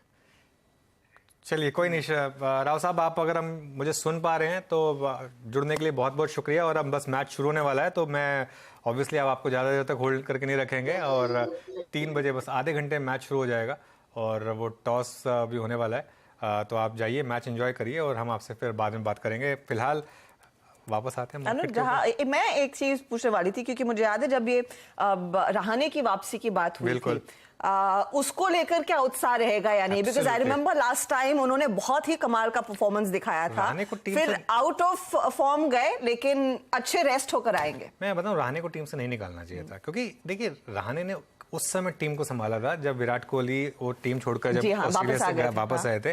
36 रन पर हम ऑल आउट हो गए थे। उस समय कोई भी और हथियार डाल देता, लेकिन रहाणे ने टीम को पूरा रैली अराउंड किया और उसके बाद जिताया। उसके बाद ठीक है, 3-4 मैच वो अच्छा नहीं खेल पाए, लेकिन टेस्ट मैचेस में मुझे लग रहा है कि, अच्छा मैं ये इसलिए नहीं कह रहा हूँ कि हम सब मुंबई कर और हमको थोड़ा सा मतलब बट ऑफ कोर्स बायस है, वो बायस थोड़ा सा तो है ऑब्वियसली अजिंक्य रहाणे को लेकर, वो रहना भी चाहिए। लेकिन मेरे ख्याल से जो ओवरसीज में इंडिया में सबसे जो स्ट्रांग बैटिंग पिछले कई सालों में की है, वो अजिंक्य ने ही की थी। तो मेरे ख्याल से थोड़ा उनका कॉन्फिडेंस, आई होप कि ज़्यादा हर्ट ना हुआ हो। मेरे ख्याल से अभी भी उनके 3-4 साल बाकी हैं क्रिकेट में, अच्छे 3-4 साल बाकी हैं, और मेरे ख्याल से मैं उनको लेकर एक्चुअली काफ़ी उत्साहित हूँ। मुझे लग रहा है कि एक शायद एक जो काम माइंड की ज़रूरत है ना पिच में, वो अजिंक्य रहाणे प्रोवाइड करते हैं। और मिडिल ऑर्डर में उनकी जरूरत हमेशा रहती है, एंड आई एम गेसिंग उनकी स्टेबिलिटी काम आएगी। तो सबकी नजरें ऑफ कोर्स रहेंगी। इनफैक्ट मैं ट्विटर पर ये एक चर्चा पढ़ रही थी 2 वेंचर कैपिटलिस्ट के बीच। एक ने दूसरे को बोला कि भाई साहब आपसे हमें बात करनी है, तो टाइम स्लॉट्स बता दीजिए। उनका जवाब आया लंच या फिर टी टाइम। तो आप देख सकते हैं कि किस तरह का उत्साह बह रहा है। कहा जा रहा है कि किसी भी टेस्ट मैच के लिए हाईएस्ट व्यूअरशिप इस बार इस मैच में आएगी, क्योंकि इंडिया वर्सेस ऑस्ट्रेलिया, और पिछले एक पूरे दशक की जो 2 सबसे बेस्ट टीम्स हैं, इंडिया की भी और ऑस्ट्रेलिया की भी, उनके बीच मैच हो रहा है। बस एक जसप्रीत बुमराह और होते तो बहुत ही मजा आता मैच में, क्योंकि फिर वो पैट कमिंस वर्सेस बुमराह होता। लेकिन खैर कोई नहीं, हमारे बॉलर्स वैसे भी सिराज, शमी, उमेश यादव या फिर शार्दुल जो भी खेलेंगे, सब बहुत शानदार बॉलर्स हैं।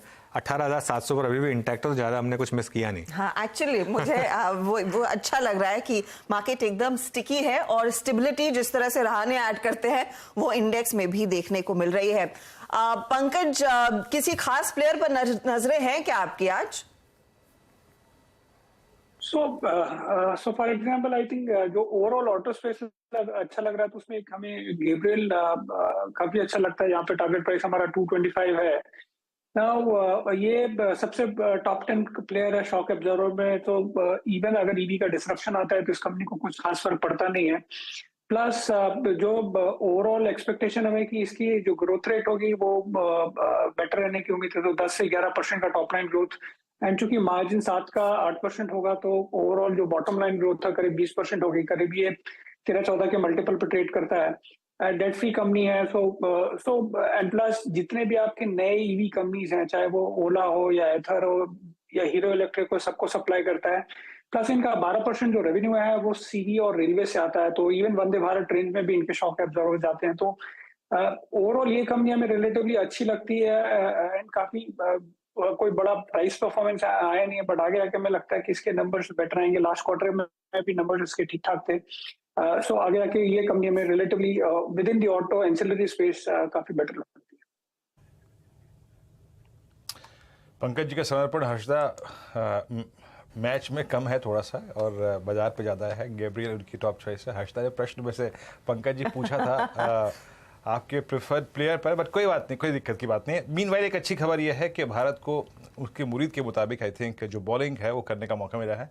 अभी अभी टॉस हुआ जिसमें रोहित शर्मा ने टॉस जीता है, भारत ने टॉस जीता है और भारत ने पहले बॉलिंग करने का फैसला लिया है। इन्हें चूज टू फील्ड फर्स्ट।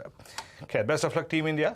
कुछ देर में आपको उसके बताते रहेंगे। Nifty at day high it's 18705। Nifty metal index at day high, super swing देता हुआ निफ्टी मेटल इंडेक्स। और एक दो स्टॉक्स और मार्क कर देता हूं जो कि डे हाई की ट्रेजेक्टरी में है। राजेश जी, आपका रिलायंस अच्छा करता हुआ और रिलायंस का एक बहुत अच्छा पुश मिला है। रिलायंस एट 2491। राजेश जी, एक सेकंड थॉट जोड़ना चाहूंगा मैं आपका, मतलब लेना चाहूंगा। Any option to trade Reliance, क्योंकि ये जब 2500 की ट्रेजेक्टरी पे आता है तो 2500 का कॉलेटर बैकफुट पे होता है। उसका फियर प्ले करने के लिए उसका आई थिंक पॉसिबल जो स्टॉप लॉस होगा वो मेरे ख्याल से करीब करीब 2505-10 के आसपास होगा। आपका अप्रोच क्या रहेगा ऑप्शन साइड पर रिलायंस में? वीरेंद्र जी, देखिए आपने बिल्कुल सही कहा। जो 2500 का जो कॉल राइटर है वहीं पे शॉर्ट स्क्वीज रैली हम प्ले कर रहे हैं। तो जो 2500 का कॉल राइटर है वो करीबन 45 के आसपास ये ट्रेड हो रहा है, 2500 का कॉल। तो आई थिंक ये एक सेफ बेट होगा। आपको स्टॉप लॉस 10 रुपए का रखना है, यानी आपका स्टॉप लॉस होगा 35 पे 2500 का कॉल। और जो चार्ट दिख रहा है मेरे हिसाब से कम जाएगा ये 65 to 70 तक। तो इसके लिए प्रोबेबली एक आध दिन लगेगा, लेकिन जिस तरह से रिलायंस का डेटा दिख रहा है मुझे लगता है ये 2500 का कॉल यानी in the money call I think एक सेफ बेट होगा। कॉल ध्यान रखिए, रिलायंस की बात हुई है तो कोई भी ट्रेड आप ले रहे हैं तो एक इंडिपेंडेंट एडवाइजर से ज़रूर सलाह लीजिएगा। थोड़ा इंटरेस्टिंग है पहले बॉलिंग करना वैसे, क्योंकि हालांकि सीम और वो रहेगा, लेकिन टेस्ट क्रिकेट में फाइनल में नॉर्मली अगर आप उसको सर्वाइव कर जाएं उसके बाद काफ़ी इंटरेस्टिंग हो सकता है। मतलब बैटिंग फर्स्ट कई बार एडवांटेज भी होता है, लेकिन खैर अब टीम मैनेजमेंट ने कुछ सोचकर ही डिसीजन लिया होगा। बहरहाल एक बार जरा स्टॉक लेकर आइए वापस टाइटन का। क्या शानदार मोमेंटम स्टॉक में, फिर fresh all time high Titan, और इस समय देखिए 2897 2900 के काफ़ी करीब। और अब टाइटन का मार्केट कैप जो है वो करीब करीब 2,57,000 करोड़ के करीब। पंकज जी, कोई व्यू आपका टाइटन को लेकर? इस समय काफी वन वे मूव रहा है स्टॉक में।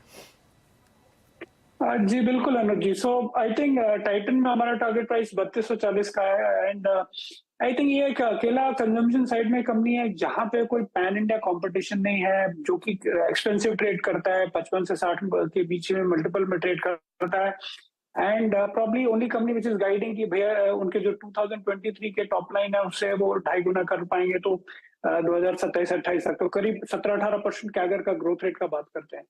एंड आई थिंक हिस्टोरिकली हमने देखा है कि जब भी गोल्ड प्राइसेस ऊपर होते हैं तो कंपनी को बहुत ज्यादा इम्पैक्ट पड़ता नहीं, हालांकि 1-2 क्वार्टर में हो सकता है, बट जनरली जब लोग गोल्ड बाय करने जाते हैं तो ग्रामेज के बजाय एक बजट लेके जाते हैं। तो ओवरऑल जो गोल्ड के प्राइसेस बढ़ते भी हैं तो उससे इस कंपनी का इम्पैक्ट निकल के आता नहीं है।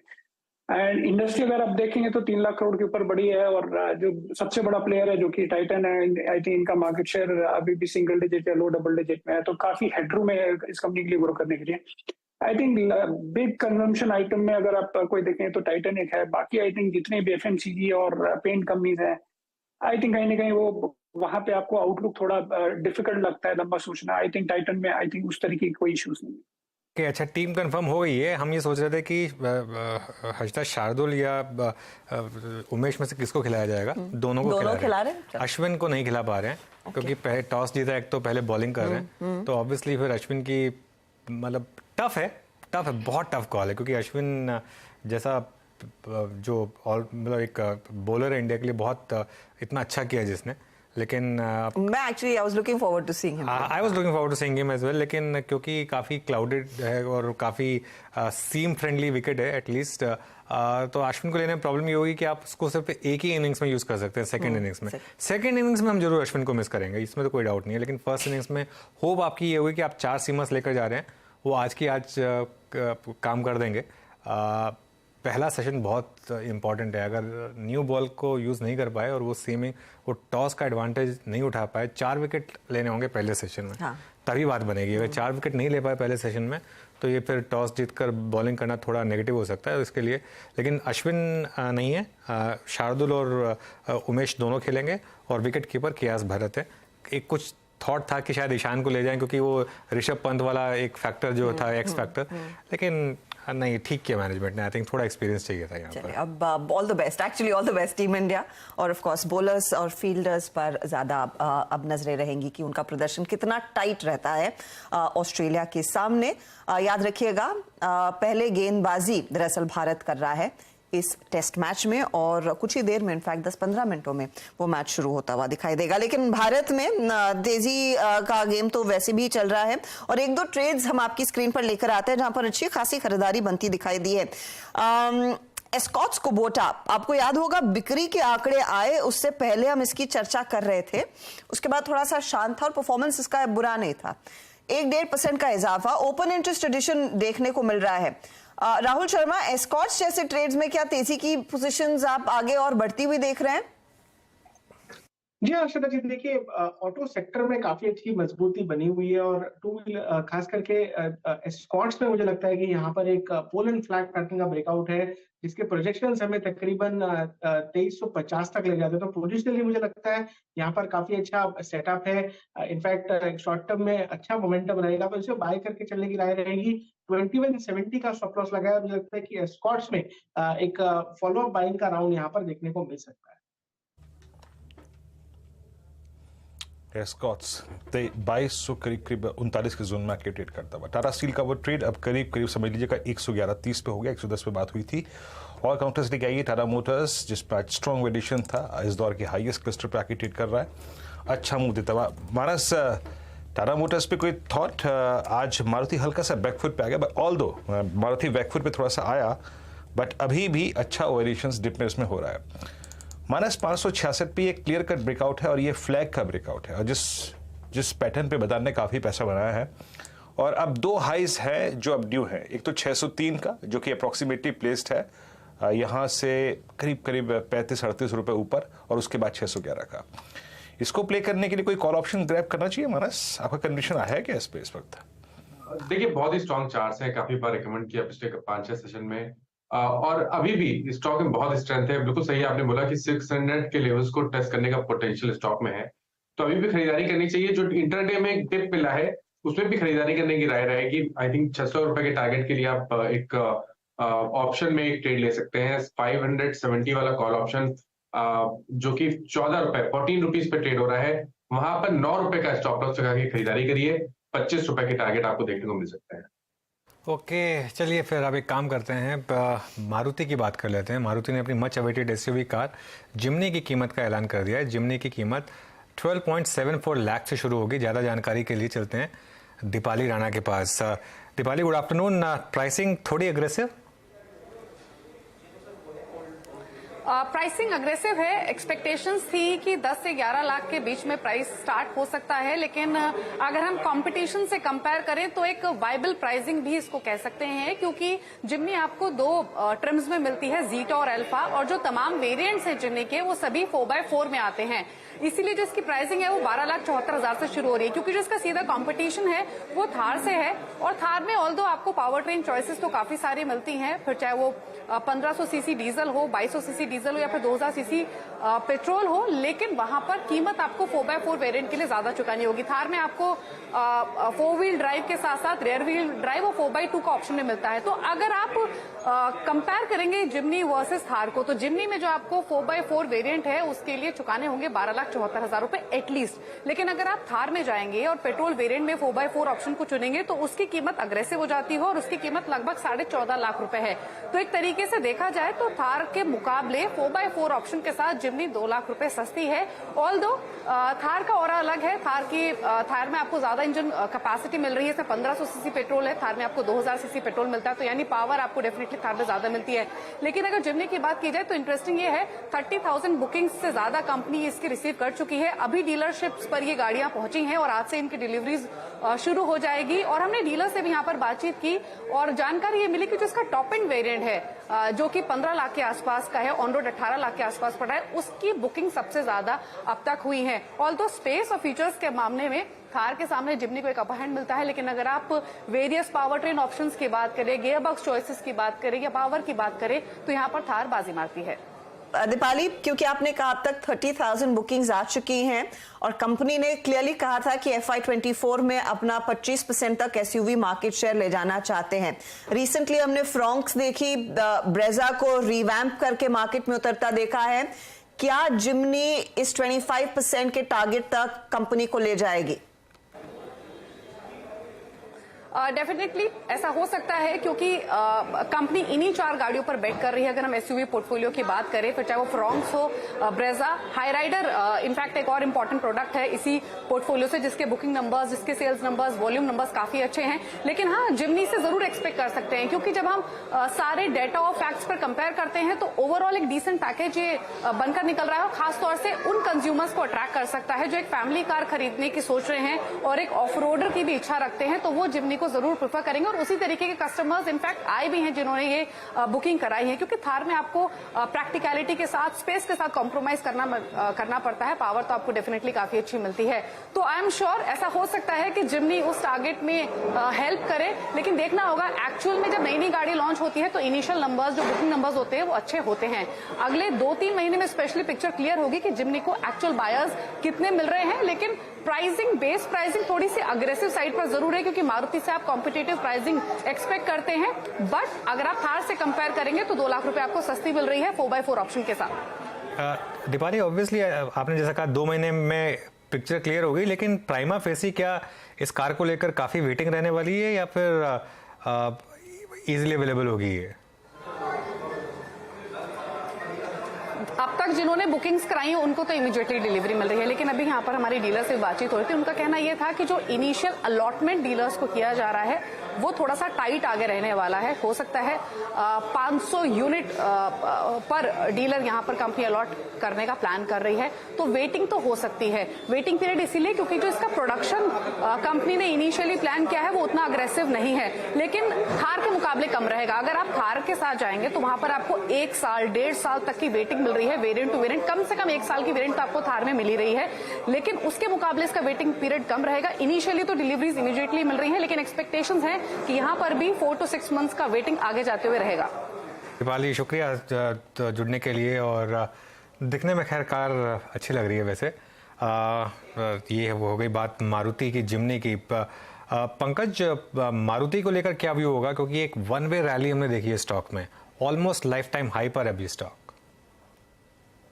सो अनुज, अगर आप थोड़ा लंबे समय में देखेंगे तो मारुति में कोई खास मूवमेंट आया नहीं है। ओवरऑल हमारा टारगेट प्राइस करीब 11,000 है, रिस्क रिवॉर्ड हमें अच्छा लगता है। लास्ट मंथ में अगर आप देखेंगे तो पहली बार इनके जो यूवी सेल्स है वो लाइफ टाइम हाई पे रहा है, करीब 46,000 यूनिट किया है। एंड आई थिंक जो भी इनके नए प्रोडक्ट्स हैं वो यूवी का जो इनका प्रोडक्ट का गैप था उसको, शॉर्टफॉल को ये फिल करने के लिए है। एंड आई थिंक दूसरा जो एक कंसर्न मारुति में रहा है कि ये ईवी साइड में थोड़ा स्लो है। आई थिंक कंपनी थोड़ा उधर अट्रैक्शन दिखा रही, तो आई थिंक जो मारुति शुरुआत में थोड़ा स्लो स्टार्ट किया है, काफी सारे जो मेन पैरामीटर्स है, but I think going forward things are picking up.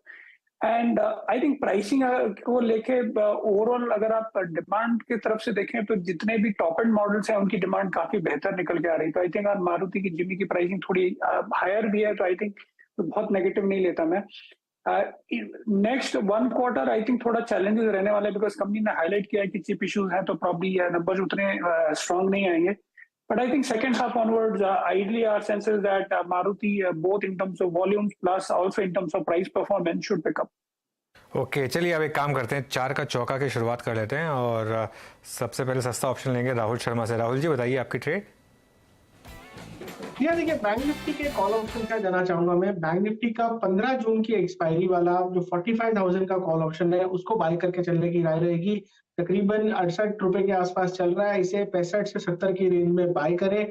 Stop loss लगाए आप इसमें 30 रुपए का, और मुझे लगता है कि बैंक निफ्टी के अंदर 45,000 का लेवल क्रॉस होता हुआ दिखेगा नेक्स्ट वीक तक। तो इसमें टारगेट्स जो ऑप्शन में रहेंगे वो रहेंगे 120 और 200 के। तो बैंक निफ्टी का 45,000 का कॉल ऑप्शन बाय कीजिए 15 जून की एक्सपायरी। ओके, 15 जून की एक्सपायरी यानी कि अगले हफ्ते वाली एक्सपायरी के लिए ट्रेड निफ्टी पर ही, इंडेक्स पर ही दिया है। निफ्टी बैंक में पोजीशन 45,000 की कॉल अब लेकर जाएंगे, 68 पर है, 120 और उसके आगे 200 तक के टारगेट्स इधर राहुल शर्मा के।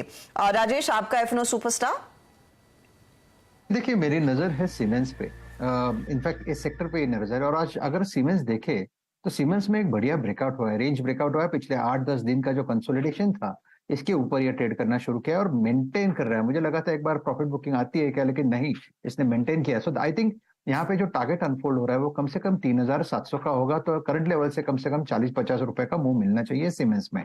तो it's a buy in Siemens. आपका जो स्टॉप लॉस प्लेस करना है वो रहेगा 3620 का।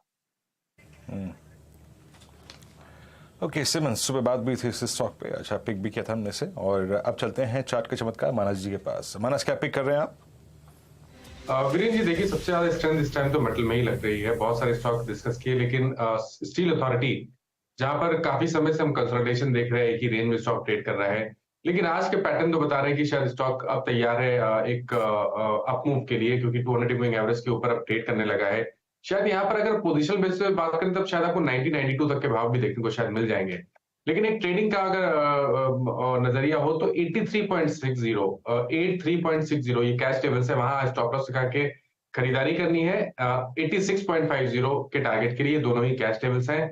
85 का कॉल ऑप्शन ले सकते हैं, ₹2.45 के आसपास ट्रेड हो रहा है। 85 का कॉल ऑप्शन, ₹1.80 का आपको इस ऑप्शन में स्टॉप लॉस लगाना है, और ₹3.75 ₹3.75 के टारगेट से करना है।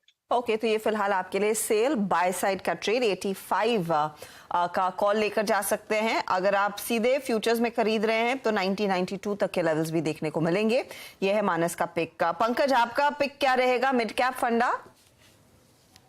एक तो मेरा मिड कैप फंडा गेब्रियल था जो मैंने बताया, बट मैं एक स्टॉक और ऐड करना चाहूंगा, ग्रेफाइट इंडिया, जहाँ पे हमारा टारगेट प्राइस 440 है। नाउ ये कंपनी का परफॉर्मेंस अगर पिछले क्वार्टर्स में देखेंगे तो काफी सॉफ्ट रहा है। लास्ट क्वार्टर में आई थिंक इनका कैपेसिटी यूटिलाइजेशन 50-55% था, जबकि नॉर्मली 80% होता है। ग्रेफाइट इलेक्ट्रोड्स आपका, जब आप स्टील को स्क्रैप रूट से बनाते हैं तो तब इस्तेमाल होता है। ग्लोबली प्रोडक्शन काफी सॉफ्ट रहा है, एंड उसकी वजह से जो भी इन्वेंट्री थी ग्रेफाइट इलेक्ट्रोड की पड़ी हुई थी, और इसकी वजह से इनका इम्पैक्ट ओवरऑल इनके नंबर्स में दिख रहा था इन टर्म्स ऑफ इनका कैपेसिटी यूटिलाइजेशन सॉफ्ट था। आई थिंक वो सब इन्वेंट्री आई थिंक काफी कम हो चुकी है। आगे जाके हमें लगता है कि यूएस वगैरह जैसे बड़े मार्केट में करीब 27-28 मिलियन टन का कैपेसिटी आ रहा है, प्लस ओवरऑल एक थोड़ा रिवाइवल हमें लग रहा है, तो ये कंपनी उसका डायरेक्ट बेनिफिशियरी होगा। बैलेंस शीट साइड में कोई खास इशू नहीं है। टॉप लाइन ग्रोथ आपको 4-5% ही मिलेगा, बट जो इंप्रूवमेंट होगा स्पेशली मार्जिन में आएगा, तो इसकी वजह से हमें लगता है कि इसके जो प्रॉफिट्स हैं, तो FY23 में करीब 200 करोड़ का प्रॉफिट था, ideally should 743 odd crore kind of profit. तो मार्जिन एंड प्रॉफिट का जो डेल्टा है काफी बेहतर निकल के आएगा। तो मेटल में I think irrespective of what happens in China, I think this stock looks better with in the overall metal as a space. तो मैं आपके लिए फटाफट से वो सभी ट्रेड्स रिकैप कर रही हूं, फिर चंदन थापड़िया भी तैयार है अपने ट्रेड्स के साथ। हमने शुरुआत ऑफ कोर्स की सस्ता ऑप्शन के साथ 45,000 का कॉल निफ्टी बैंक वाला, ये लेने की सलाह आपको राहुल शर्मा ने दी। 68-69 पर कर रहा है ट्रेड, ये 120 पहला टारगेट रहेगा, फिर इसके आगे आप 200 तक जाता देखेंगे। सीमेंस पर राजेश सातपुते का ट्रेड है। एफनो सुपरस्टार 3700 के लिए ये मौका खरीदारी का, 3620 आपके लिए स्टॉप लॉस का काम करेगा। सेल है पसंद मानस की, 90-92 का टारगेट, वरना आप 85 का कॉल भी लेकर चल सकते हैं। और ग्रेफाइट इंडिया 440 के टारगेट के लिए पंकज की ये राय है तेजी वाली। तो ये सभी वो स्टॉक्स जो आपके फेवर में आते हुए दिखाई देंगे। अच्छा, इंडेक्स आपकी स्क्रीन पर एक बार फिर 18,700 के ऊपर अब काफी आराम से बैठता हुआ दिखाई दे रहा है, 18,713 के लेवल्स। निफ्टी बैंक 44,245 के लेवल्स पर 80.2 पर, और मिड कैप्स तो तेजी थे ही, 300 पॉइंट का इजाफा। चंदन तापड़िया हमारे साथ जुड़ गए। चंदन, गुड आफ्टरनून। रुझान कुछ खरीदारी का फिर लौटता हुआ मार्केट में, आप इस समय क्या ट्रेड ले रहे हैं? बिल्कुल, देखिए सबसे पहले तो निफ्टी की हम बात करें तो निफ्टी बस अब लगभग 1% दूर है अपने लाइफ टाइम हाई पे 18,888 तक के, और उसके बाद में यहाँ पे नए मोमेंटम बनेंगे। तो ओवरऑल इंडाइसिस पे हमारा पॉजिटिव बायस है। बाय ऑन डिक्लाइन की रणनीति के साथ हम यहाँ पे कंटिन्यूसली एक पॉजिटिव व्यू के साथ काम कर रहे हैं। स्टॉक वाइज आप बात करें तो एफएनओ में काफी काउंटर एक्टिव है, चाहे सीमेंट की बात करें, ऑटो बात करें, कैपिटल गुड्स बात करें। बट अब दो स्टॉक्स में जो फोकस कर रहा हूँ वो नॉन एफएनओ में ईवी पे है, ओलेक्ट्रा एंड जेबीएम ऑटो। सो यहाँ पे मैं ओलेक्ट्रा पे खरीदारी की सलाह दूंगा। टेक्निकल चार्ट देखे वीकली पे तो एक पोल एंड फ्लिक का ब्रेकआउट देखने को मिला है। स्टॉक में अच्छा खासा मोमेंटम है। मंथ ऑन मंथ बेसिस पे देखें तो हाई टॉप हाई बॉटम के फॉर्मेशन बन रहा है, लगभग 800 के आसपास ये चल रहा है। खरीदारी की सलाह रखेंगे। 785 का सपोर्ट है, ऊपर में लगभग 835 से 840 तक के टारगेट ओलेक्ट्रा में मिलना चाहिए। तो ओलेक्ट्रा पॉजिटिव है, ईवी में जेबीएम ऑटो और सिलेक्टिव काउंटर भी यहाँ पे पॉजिटिव मूव दिखाने चाहिए। ओके, चलिए ओलेक्ट्रा ग्रीन टेक की बात हो गई है। अब बिग मार्केट वॉइसेस में आज हमारे गेस्ट पाइपर सरिता के फाउंडर और फंड मैनेजर अभय अग्रवाल जुड़ गए हैं, उनसे बात कर लेते हैं। Abhay ji, good afternoon. One way rally market में पिछले 2.5 महीने से, और कई लोगों ने मिस की होगी, लेकिन एक और जो अच्छी चीज़ रही है इस रैली की वो ब्रॉड बेस रही है। एक ऐसा नहीं है कि सिर्फ इंडेक्स में रैली आ गई, मिड कैप्स ने कुछ नहीं किया, शानदार रैली मिड कैप्स में भी। आप किस तरीके से देख रहे हैं इसे? जी, गुड आफ्टरनून अनुज, आपको और आपके दर्शकों को। सो अनुज, जैसे हमारी बात हो रही है रेगुलरली और 1-2 हफ्ते पहले भी हुई थी, ये जो पार्टिसिपेशन है वो क्लियरली बढ़ रहा है मिड कैप और स्मॉल कैप्स में। और निफ्टी में आई थिंक अब वैल्यूएशंस इस लेवल पे है कि इन्वेस्टर्स ढूंढ रहे हैं अपॉर्चुनिटीज मिड और स्मॉल कैप्स में, और काफी अपॉर्चुनिटीज है अनुज मिड और स्मॉल कैप्स में, क्योंकि अभी भी कंपनीज हैं जो बॉटम ऑफ साइकिल वैल्यूएशंस पे चल रही हैं, जबकि बिजनेस में क्लियरली रिकवरी है। डोमेस्टिक कंजम्पशन के स्टॉक्स हैं, एक्सपोर्ट्स ओरिएंटेड स्टॉक्स हैं, जहाँ पे मैनेजमेंट कमेंट्री स्ट्रांग हो रही है। लास्ट क्वार्टर में उनकी कमेंट्री कॉशियसली ऑप्टिमिस्टिक थी और अब क्लियरली ऑप्टिमिस्टिक हो गई है। सो आई थिंक इन्वेस्टर्स को एक कॉन्फिडेंस आ रहा है कि देखें निफ्टी और लार्ज कैप स्टॉक्स के बाहर और मिड और स्मॉल कैप्स में एंट्री लें, एक अच्छा समय है। मिड और स्मॉल कैप्स की अंडर परफॉर्मेंस जो रही है पिछले 5 साल से निफ्टी की बनिस्बत, वो कैचअप हो रही है। और मुझे लगता है ये वैली वाइडन और डीपन होगी, जैसे आपने कहा, into more and more large mid caps and some small caps also। तो मेरा एक्सपेक्टेशन है अनुज की ये ट्रेंड कंटिन्यू करेगा, जैसे डोमेस्टिक फ्लोज और डोमेस्टिक म्यूचुअल फंड्स इस सेक्टर को वापस देखना शुरू करेंगे। ओके, एफएमसीजी में एक जो रैली आई है, ब्रिटानिया देखिए आप, Nestle, Lever, ITC, Tata consumer, across the board rally. Stocks इस समय क्या प्राइसिंग कर रहे हैं? क्योंकि ट्रेडिशनल मैट्रिसेस पर अभी सारे स्टॉक्स काफी महंगे हैं, लेकिन रैली एकदम नॉन स्टॉप है। जी, आई थिंक एक एक्सपेक्टेशन है कि ये सारे स्टॉक्स वापस अपने मीन वैल्यूएशंस पे रिवर्ट करेंगे। आईटीसी तो एक अलग ही कहानी है, अभी भी महंगा स्टॉक नहीं है compare to other FMCG stocks जैसे लीवर या नेस्ले हैं। और लीवर और नेस्ले भी अभी देखें तो अपने जो एवरेज मीन वैल्यूएशंस पे है वहां तक ही आए हैं, जबकि रैली अच्छी हुई है। और इन स्टॉक्स में अगर आप ध्यान दें अनुज, तो पिछले 3 साल में कुछ किया नहीं था, फ्लैट लाइन कर रहे थे। तो थोड़ा कैचअप रैली है एफएमसीजी सेक्टर में। मुझे लगता है कि जो लार्ज कैप्स है एफएमसीजी में वो अपने वैल्यूएशन फेयर वैल्यूएशंस पे आ गए हैं अब, तो ज्यादा जैसे हम कहते हैं जूस नहीं है उनमें। और एफएमसीजी में पर अच्छी बात यह है कि एफएमसीजी और इंक्लूड करूँ अगर फूड ब्रांडेड फूड प्रोडक्ट्स को, तो उसमें भी मिड और स्मॉल कैप्स में अपॉर्चुनिटीज हैं। तो मुझे लगता है ये एक और सेक्टर है जहाँ पे लोग देखेंगे beyond the large caps and छोटी कंपनीज हैं जैसे जिन्होंने परफॉर्म नहीं किया है, इमामी टाइप की कंपनीज, जो मुझे लगता है कि वहां पे इन्वेस्टर इंटरेस्ट वापस आने वाला है।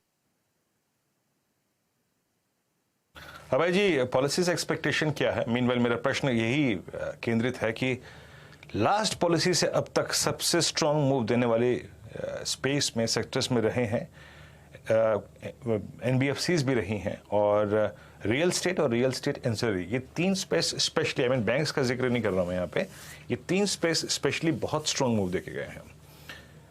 रियल स्टेट एंसिलरी और रियल स्टेट, यहाँ पे प्रॉफिट्स को आप कैश में कन्वर्ट करना चाहिए या फिर आपको लगता है कि नहीं रीजनेबली प्राइस्ड हैं और अपसाइड की पोटेंशियल्स अभी बाकी हैं? आई थिंक वीरेंद्र जी, मेरे को लगता है कि इसमें एक बहुत लॉन्ग रनवे है अगले 3-4 साल का, मैं कहूँ तो, क्योंकि ये सेक्टर्स डीमोनेटाइजेशन के बाद से ऐसे बीटन डाउन थे, डीमोनेटाइजेशन, जीएसटी, रेरा, कि काफी मुश्किलों से गुजरे हैं ये सेक्टर्स, और अब क्लियर डिमांड वापस आ रही है इसमें। रियल एस्टेट में हम देख रहे हैं high and projects, mid and projects across cities, Bangalore, Delhi, Mumbai, Gurgaon, Pune absorb हो रहे हैं अलग अलग प्राइस पॉइंट्स पे।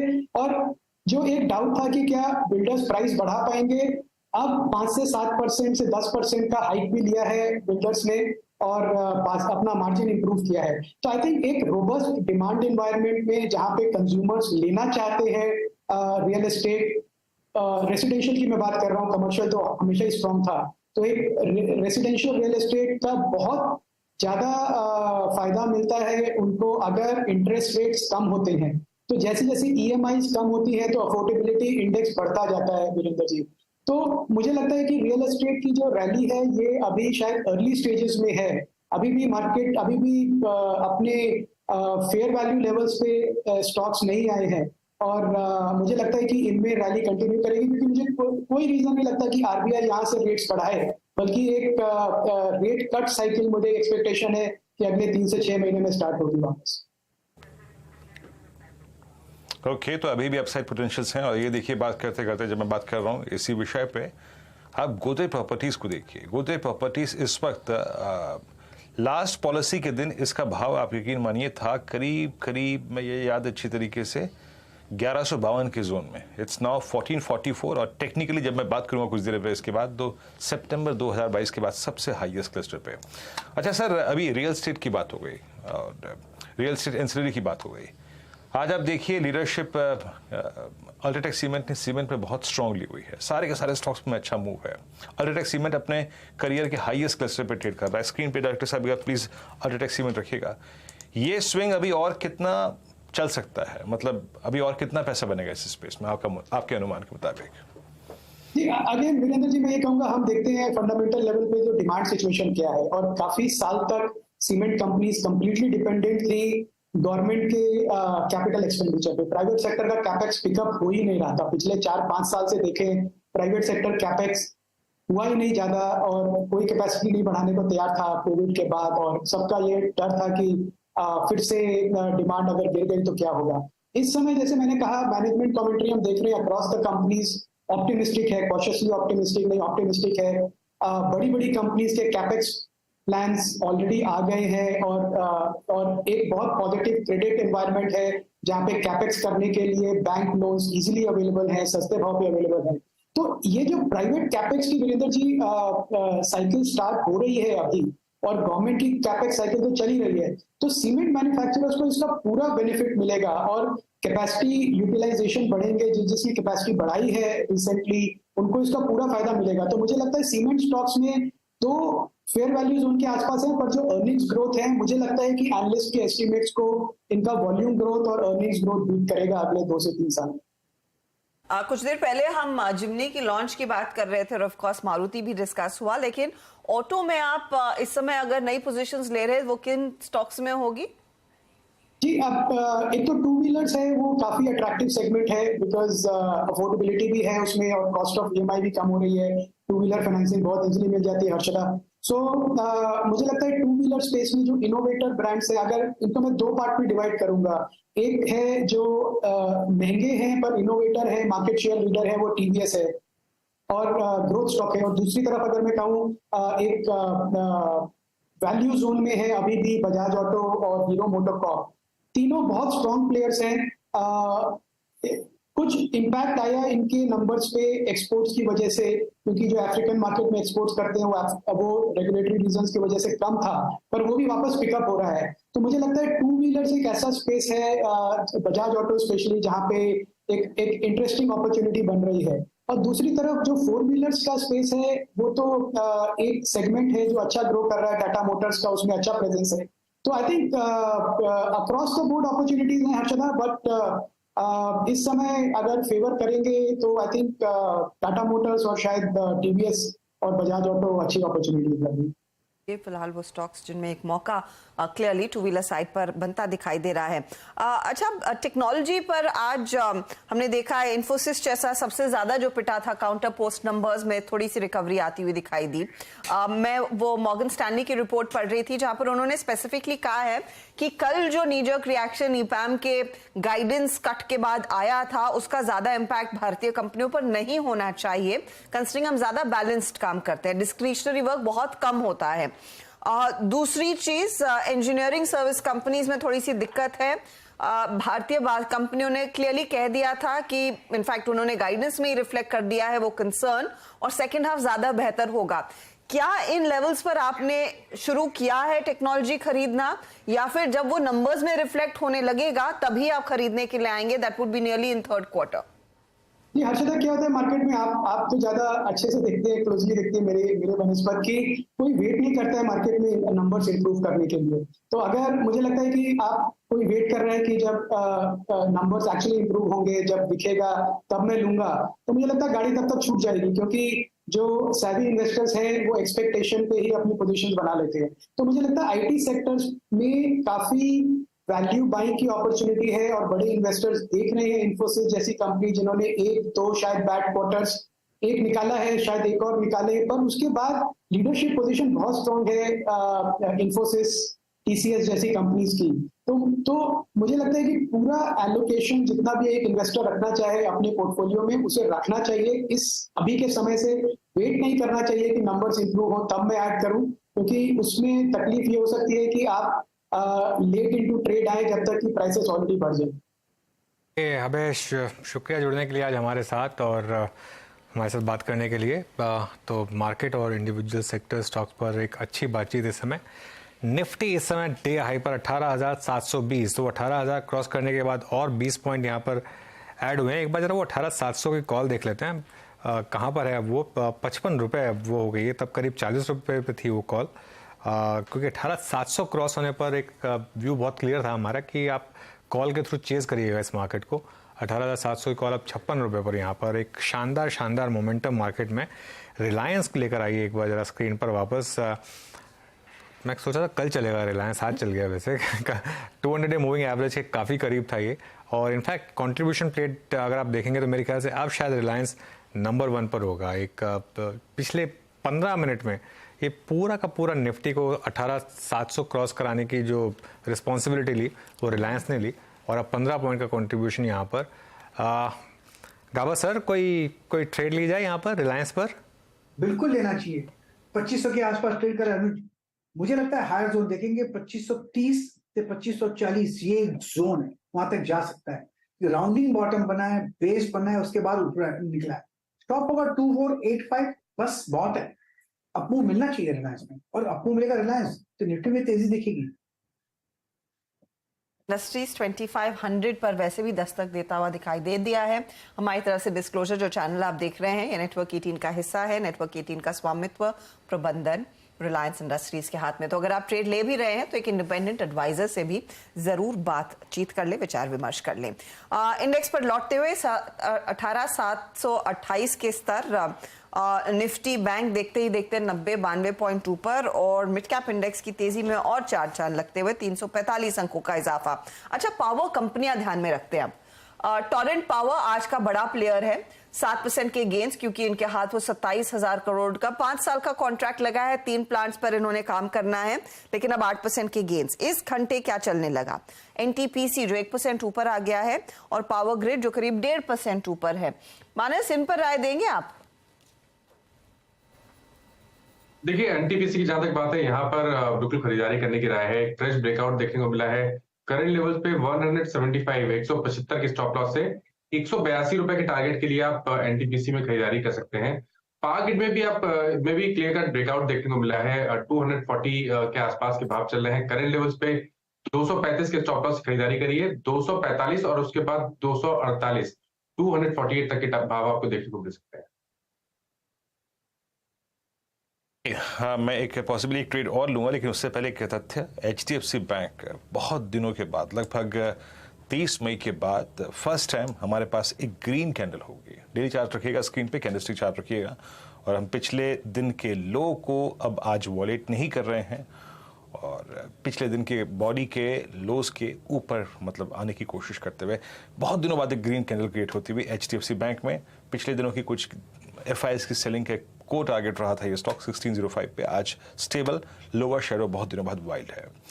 लेकिन चंदन जरा मैं आपसे एक सवाल पूछूंगा, SRF की प्लेसमेंट आज की कैंडल ये रिफ्लेक्ट मुझे कुछ हद तक कर रही है कि ये 2580 2570 के जोन से शायद ये इजेक्ट करने की कोशिश कर रहा है। चंदन आपका टेक क्या होगा? SRF डे हाई पर स्पेशली पिछले 5-10 मिनट में काफी स्ट्रॉन्ग स्विंग आया है इस स्टॉक में, आपका व्यू SRF पर चंदन? बिल्कुल वीरू, देखें सिलेक्टिव काउंटर्स पे हमारा पॉजिटिव व्यू है, अच्छा खासा मोमेंटम वापस यहाँ पे बनने लगा। और SRF की आप बात करें तो यहाँ पे एक राइजिंग चैनल के सपोर्ट से होल्ड कर रहा है, की मूविंग एवरेज को होल्ड किया है इसने, तो अपमूव बनना चाहिए। वीकली, डेली और इवन लोअर टाइम फ्रेम सारे पॉजिटिव है, लॉन्ग के बिल्डअप यहाँ पे हो रहे हैं, तो 2510 के सपोर्ट से खरीदारी की सलाह रखेंगे। मेरा मानना है 2650 से लेकर 2680 के टारगेट बनेंगे। इवन BTST ट्रेड के हिसाब से भी SRF को लिया जा सकता है। ओके, चलिए मार्केट में शानदार मूव। यतिन स्टूडियो में आ गए और यतिन ने कहा एक बार सुजलोन के वॉल्यूम्स देखिए। मैं देख रहा था वैसे हर्षदा, मतलब आई पॉपिंग वॉल्यूम्स। ये नंबर सही है क्या? इतने volume, 126 crore share, 126 crore share, 126 crore share. आप इमेजिन करिए कि किस लेवल की ट्रेडिंग हुई है। 1800 करोड़ का टर्नओवर सुजलोन जैसे स्टॉक में।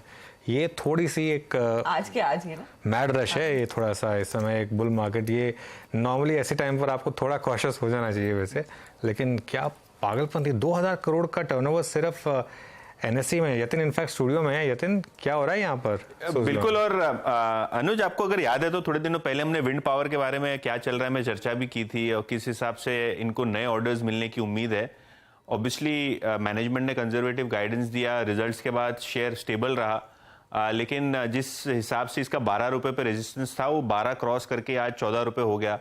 तो आप अगर देखें तो with in a few trading session stock 50% से ज़्यादा का रिटर्न दिखाई दे रहा है। इनफैक्ट अगर हम 6 मंथ चार्ट देखें तो अगर आपको समझ जाए तो यहाँ 70-80% का रिटर्न आपको दिखेगा। तो 12 महीने का क्यूमुलेटिव रिटर्न वो 6 महीने में दे रहा है स्टॉक। और आई वॉज शॉक्ड क्योंकि सुबह से ही आप देखेंगे तो HDFC बैंक से ज़्यादा टर्नओवर निफ्टी 500 में जो स्टॉक कर रहा है वो है सुजलॉन एनर्जी। सो क्लियरली एक बहुत ज़बरदस्त फ्रेंजी। और जैसे कि आप कह रहे हैं 125 करोड़ शेयर NSE पे ट्रेड हुए हैं, लगभग 20-25 करोड़ शेयर BSE पे ट्रेड हुए हैं, तो बहुत ही ज़बरदस्त लिक्विड आइटम और बहुत ही ज़ोरदार वॉल्यूम्स आज देखने को मिल रहा है। इनफैक्ट आप ये सारे जो पेनी स्टॉक्स है ना उन सब का परसेंटेज चेंज देखेंगे तो कुछ तो सर्किट पर जा रहे हैं, कुछ 13-14% ऊपर है। सब में पता नहीं ऐसे लोगों ने खरीदारी कर ली है जैसे कल मौका नहीं मिलेगा स्टॉक्स में ट्रेड करने का। मैं नाम नहीं लूंगी, लेकिन सारे पेनी स्टॉक्स ऐसे ही भाग रहे तगड़े वॉल्यूम्स के साथ और डबल डिजिट परसेंटेज गेन्स के साथ। लेकिन यतिन बताइए, डीलिंग रूम में आई एम श्योर इससे काफी बेहतर स्टॉक्स की चर्चा हो रही है। स्टॉक्स हैं और बलरामपुर चीनी ये एक स्टॉक है जहां डीलर्स की आज नजर है। काफी सारी डोमेस्टिक म्यूचुअल फंड बाइंग यहाँ देखने को मिल रही है, ऐसा डीलर्स का मानना है। और बड़े दिनों बाद शुगर स्टॉक्स में आपको ट्रैक्शन दिख रहा है। बलरामपुर चीनी, रेणुका शुगर, इन सभी शुगर स्टॉक्स में आप 2 से 5-6% तक के मूव्स देख रहे हैं। तो कहीं ना कहीं डीलर्स को लगता है यहाँ BTST की ट्रेड आप ले सकते हैं। 10 से 15 रुपए का ट्रेड यहाँ अपसाइड पे आपको देखने को मिल सकता है 1-2 ट्रेडिंग सेशंस में। सो शुगर स्टॉक्स में डीलर्स बुलिश और बलरामपुर चीनी स्पेसिफिकली ओपन इंटरेस्ट लगभग 5% जितना बड़ा है और फ्रेश बाइंग यहाँ देखने को मिल रही है। इसके अलावा ऑयल मार्केटिंग कंपनीज, आज कोटक का नोट आया और एनालिस्ट मीट भी हुई HPCL की। आज काफी अच्छा ट्रैक्शन देखने को मिल रहा है ऑयल मार्केटिंग कंपनीज में और डीलर्स को लगता है यहाँ पोजिशनली काफी अच्छी अपसाइड देखने को मिल सकती है। तो पोजिशनल सौदों में अगर हम कहें तो ऑयल मार्केटिंग कंपनीज को डीलर्स अभी फेवर कर रहे हैं और यहाँ से भी डीलर्स को लगता है मोमेंटम बना रहेगा। आज 5.5% की तेजी HPCL में दिखाई दे रही है उनकी एनालिस्ट मीट के बाद। तो ये वो कुछ स्टॉक्स जहां पर थोड़ा सा मोमेंटम देखने को मिला है। In fact HPCL, BPCL, oil marketing कंपनियों में इंटरेस्ट धीरे धीरे करके लौटा है। शुक्रिया यातिन इस अपडेट के लिए। चलिए अब ST-BT करे या BTST, हमारे जानकारों से पूछना शुरू करते हैं। चंदन, आपका ट्रेड क्या रहेगा? देखिए, मैं अपने अभी वीरू ने SRF की बात की, मैं SRF पे फोकस करूंगा। काफी अच्छा प्राइस सेटअप है और इसी को मैं BTST के तौर पे यहाँ पे खरीदारी की सलाह रखूंगी। SRF में BTST स्टॉप लॉस और टारगेट क्या होंगे चंदन? बिल्कुल, अब जो स्टॉप लॉस रहेगा वो लगभग 2520 के आसपास में रखूंगा, ऊपर में 2650 के टारगेट के। ओके, SRF में बाय करना है 2520 के स्टॉप, 2650 के टारगेट। गाबा सर, BTST या ST-BT? BTST और स्टॉक रहेगा अतुल लिमिटेड, ट्रेड कर रहा है 6926 पर, ये 7000 की तरफ जा रहा है अतुल, और बहुत ही tight stock 6897। Yes Atul. Atul 7000 की तरफ जा रहा है, याद रखिएगा अतुल 7000 की तरफ जा रहा है। प्रकाश सर के मुताबिक आपकी स्क्रीन पे 26926 पे ट्रेड करता हुआ। चंदन का ट्रेड हो गया, प्रकाश सर का ट्रेड हो गया। मानस आपका ट्रेड क्या होगा कल के लिए, कैरी क्या करेंगे आप? देखिए मेटल काउंटर पे ही ध्यान है, स्टील मैंने पहले रिकमेंड किया और अब जिंदल स्टील पे भी ध्यान देना चाहिए। यहाँ पर अगर आप देखेंगे तो एक ब्रेकआउट ऑलरेडी स्टॉक ने दिखा दिया है, 200 डे मूविंग एवरेज के ऊपर स्टॉक निकला है, 20 डे मूविंग एवरेज के नीचे है, लेकिन पैटर्न पॉजिटिव है, प्राइस ब्रेकआउट है, तो कल शायद 20 डे मूविंग एवरेज भी ब्रीच हो जाएंगे। फ्यूचर में खरीदारी करिए, 535 रुपए के भाव चल रहे हैं, 528 रुपए के स्टॉप लॉस से इस फ्यूचर में खरीदारी कर सकते हैं। 550 रुपए तक के टारगेट देखने को मिल सकते हैं और 540 वाला कॉल ऑप्शन भी ले सकते हैं। 13 रुपए 85 पैसे के आसपास ट्रेड हो रहा है 540 का कॉल ऑप्शन। 9 रुपए 90 पैसे का स्टॉप लॉस लगाइए इस ऑप्शन में और 22 रुपए के टारगेट सेट करिए। ओके, जेएसपी फ्यूचर्स 535 पे। इस क्लोजिंग में रिलायंस और एक मेटल्स और केमिकल्स के कुछ कैंडिडेट्स थे along with HDFC bank. Super swing दिया। राजेश जी आपके ट्रेड कैरी करेंगे? वीरेन जी, पिकिंग मैंने SRF निकाला था, बहुत बढ़िया पिक आपने यहाँ पे आइडेंटिफाई किया है। मेरा भी बाय रहेगा, रिपीट नहीं हो इसलिए कुछ नया देता हूँ। देखिए यहाँ पे आप पावर ग्रिड, पावर स्टॉक्स की बात करें तो अगर आप पावर ग्रिड का चार्ट देखें तो 240 पे फिलहाल ये ट्रेड हो रहा है, 245 का इसका BTST का टारगेट है। स्टॉप लॉस भी छोटा ही रखेंगे 238, सो 238 के स्टॉप लॉस के साथ पावर ग्रिड लॉन्ग करें। ओके, तो ये बात होगी पावर ग्रिड की। आज रेलवे शेयरों में वापस एक अच्छा मूव मिला, श्री इरकॉन में और RVNL, इन दो स्टॉक्स में एक अच्छा मूव इस समय। एक बार जरा सिप्ला लेकर आइए, सुबह स्टॉक काफ़ी मजबूत था लेकिन एक टर्न मारा इसने और अब इनफैक्ट डे लो पर ये स्टॉक काफ़ी इंटरेस्टिंग। और एक इकलौता स्टॉक जहां पर वीकनेस है, पूरी मार्केट एक तरफ, कोटक महिंद्रा बैंक दूसरी तरफ। कोटक महिंद्रा बैंक डे लो पर इस समय 1939, यहाँ पर 1938 कोटक महिंद्रा बैंक। और जो 2064 का हाई लगाया था इसने MSCI वाले दिन, उसके बाद से करीब करीब 100 से 125 रुपए तक की यहाँ पर डिक्लाइन कोटक महिंद्रा बैंक में। क्या ये एक डबल टॉप कंफर्म कर रहा है मानस? डबल क्या है तो 5 या 6 टाइम्स एक्चुअली हो जाएगा कि 1950 से 2000 पे जाके अटका कोटक। बिल्कुल, देखिए वहां पर कल के पैटर्न पॉजिटिव थे एक्चुअली, और कल के पैटर्न को देख के लग रहा था कि शायद वापस 2050 तक किस तरह देखने को मिलेंगे, बट वैसा हुआ नहीं। हाई लेवल पे ही लगातार सुबह से हम सेलिंग प्रेशर देख रहे हैं। ध्यान रखिए अब आपको स्टॉप लॉस लगाना जरूरी है। अगर आपके पास लॉन्ग पोजीशन है तो 1925 के नीचे जाए तो आपको अपनी लॉन्ग पोजीशन से निकलना पड़ेगा और अब खरीदारी केवल 1975 के ऊपर करेंगे। चलिए, पहला विकेट गिरा ऑस्ट्रेलिया का, ख्वाजा आउट हुए और सिराज ने विकेट लिया। बहुत ही शानदार बॉल थी। एक हमने बड़ी स्क्रीन पर मैच लगाया हुआ है यहाँ पर, तो वो एक नजर बार बार वहां जा रही है। तो मेरी नजर स्क्रीन से हटी थी कि आउट हो गए, तो अब मेरे लिए क्यों साफ है, मुझे नहीं देखना है मैच, ये नजर बनी रहे उस पर। अच्छा, एक और सेंचुरी हमने कर दी है निफ्टी बैंक में। निफ्टी बैंक 100 पॉइंट ऊपर और निफ्टी 18,700 पर। हर्षदा, एक ना मैं जो इस मोमेंटम को अगर चेज करना चाह रहे हैं, वो जो 18,700 की मैं कॉल देख रहा था, मुझे लगा काफ़ी इंटरेस्टिंग हो सकती है वो। हालांकि कल पॉलिसी आनी है, लेकिन वो मेरे ख्याल से 50-55 रुपये पर है कॉल, और अगर कल हल्का सा भी गैप अप मिल गया तो ये कॉल मुझे लग रहा है कि यहाँ से आपको अच्छा शायद एक प्रॉफिट दे सकती है शायद। तो ये एक इंटरेस्टिंग चीज़ हो सकती है कल के लिए जो इस मोमेंटम को चेज करना चाहते हैं, क्योंकि क्लोज बहुत स्ट्रांग है 18,700 के ऊपर। मुझे लगता है कि बहुत टाइम के बाद एक क्लोज मिलेगी हमको 18,700 के ऊपर, और ये एक बहुत ही पॉजिटिव है। और अब हम इनफैक्ट ये काफ़ी इंटरेस्टिंग होगा जो ऑल टाइम क्लोजिंग हाई है, क्योंकि क्लोजिंग हाई की काफ़ी इंपॉर्टेंस होती है। वो लास्ट टाइम 18,812 था, उससे पहले 18,701। तो टेक्निकली अगर ये हम यहाँ पर क्लोज हुए तो ये हमारी हिस्ट्री में सेकंड हाईएस्ट क्लोज होगी। हाईएस्ट क्लोज थी 12/1/2022 में, तो आप मतलब 1 दिसंबर 2022 पे 18,812 की, और अब उसके बाद पहली बार हम इस लेवल पर एक क्लोज कर रहे हैं, तो क्लोज बहुत इंपॉर्टेंट है। तो देखते हैं इस पे किस तरीके के मूव्स आ रहे हैं। और जैसा आपने कहा बैंक निफ्टी में 100 पॉइंट का मूव, एक सिर्फ ICICI बैंक है जो थोड़ा स्ट्रगल कर रहा है, लेकिन HDFC बैंक में एक अच्छा move. Rajesh ji, HDFC bank पर कोई ट्रेड? अनुज जी, देखिए मेरी नजर दोनों पे है।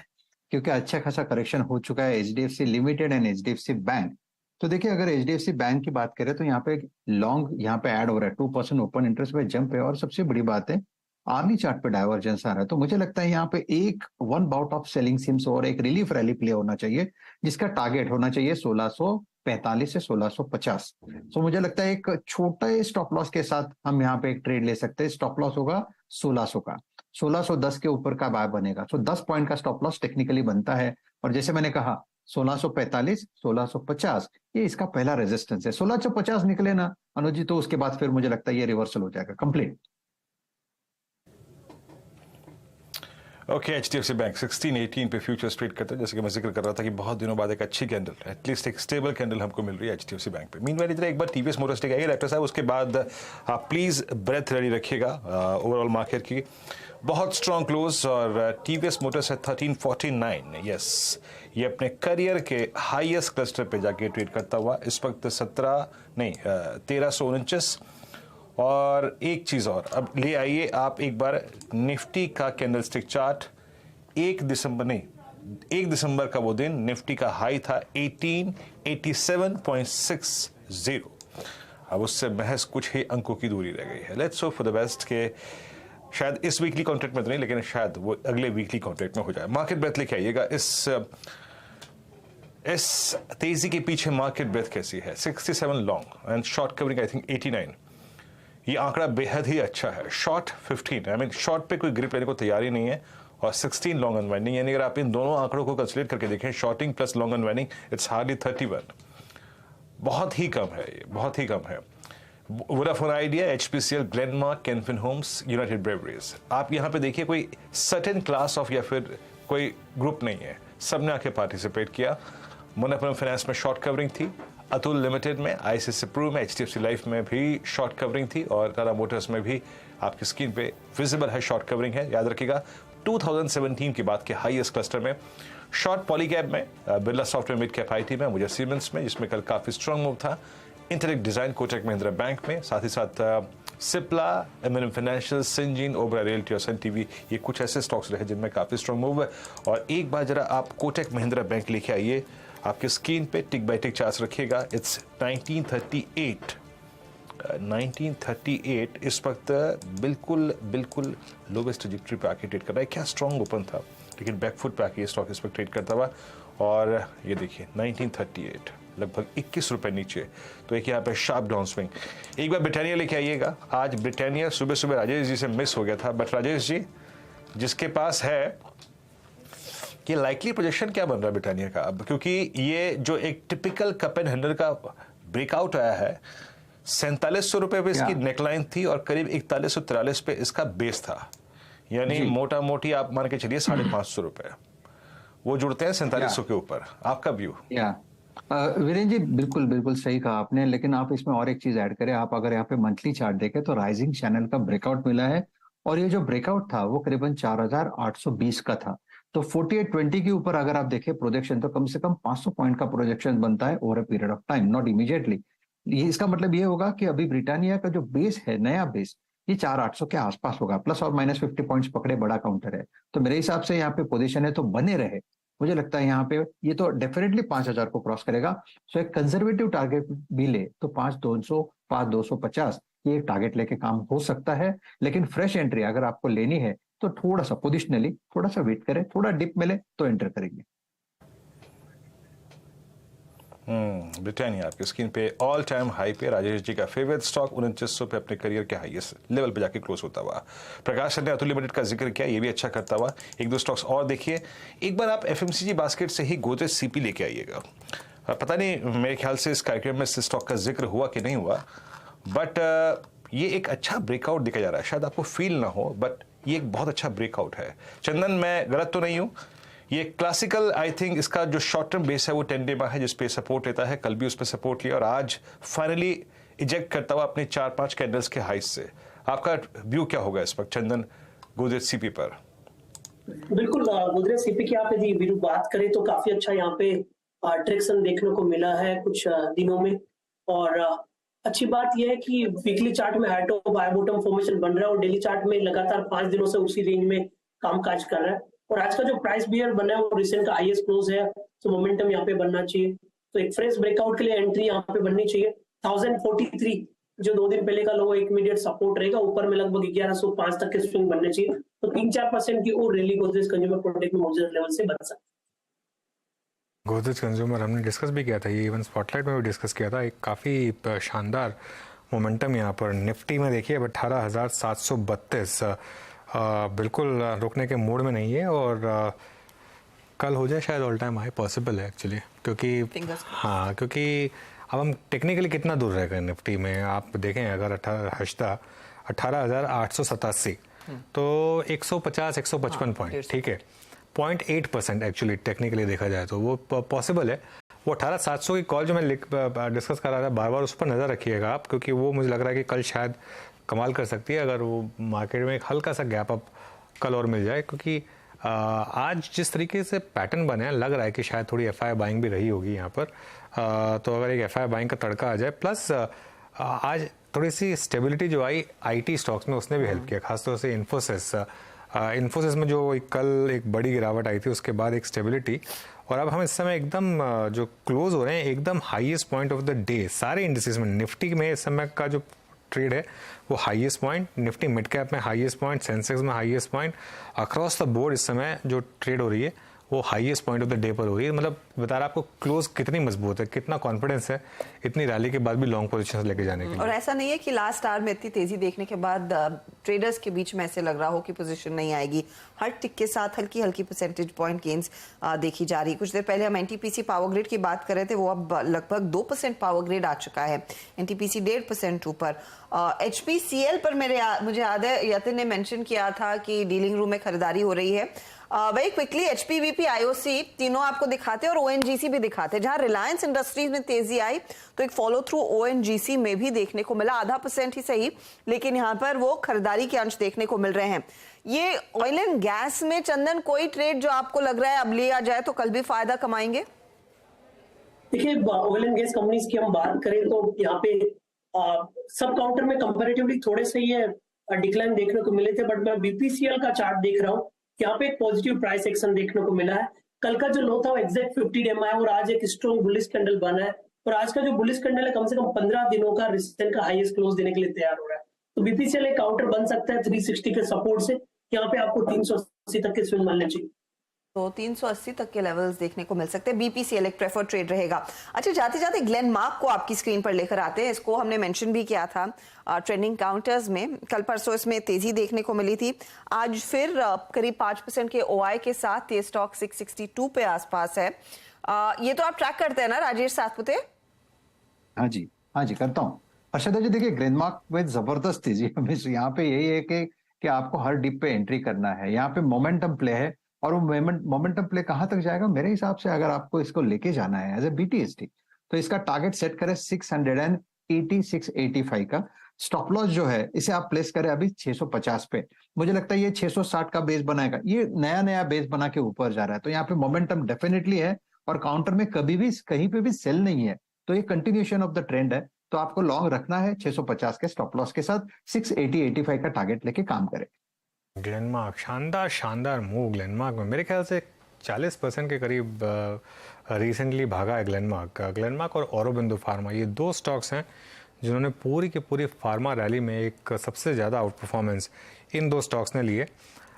लेकिन क्लोजिंग में 3 स्टॉक्स पर नजर जा रही है, HDFC बैंक और रिलायंस, और तीनों के तीनों स्टॉक्स इस समय डे हाई पर बंद हो रहे हैं। एक और स्टॉक उसमें जोड़ लेते हैं, एशियन पेंट्स में भी एक अच्छा मूव इस समय। राजेश सतपुते, कोई ट्रेड एशियन पेंट्स को लेकर? अनुज जी देखिए, एशियन पेंट का स्ट्रक्चर बेहद स्ट्रांग है, जस्ट लाइक टाइटन, जहां डिप मिलता है वहां पे बाइंग शुरू होती है।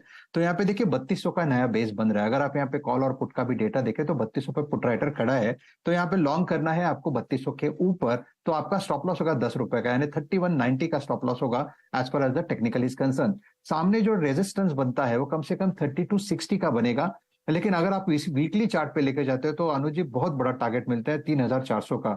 तो I am quite bullish on Asian paint. तो यहाँ पे लेकिन स्विंग ट्रेडिंग के हिसाब से एक छोटा टारगेट लेके काम करें, स्टॉप लॉस रहेगा 3190। ओके, चलिए ये बात हो गई एशियन पेंट्स की। अब इस बहुत ही शानदार क्लोज को समझने के लिए चलते हैं हर्षिता के पास बिग बॉल पर। एक बढ़िया प्ले देखने को मिला आज। तेजी के सभी सौदे जमते हुए दिखाई दिए हैं। निफ्टी 50 18,731 पर आकर टिकने की पूरी तैयारी करता हुआ।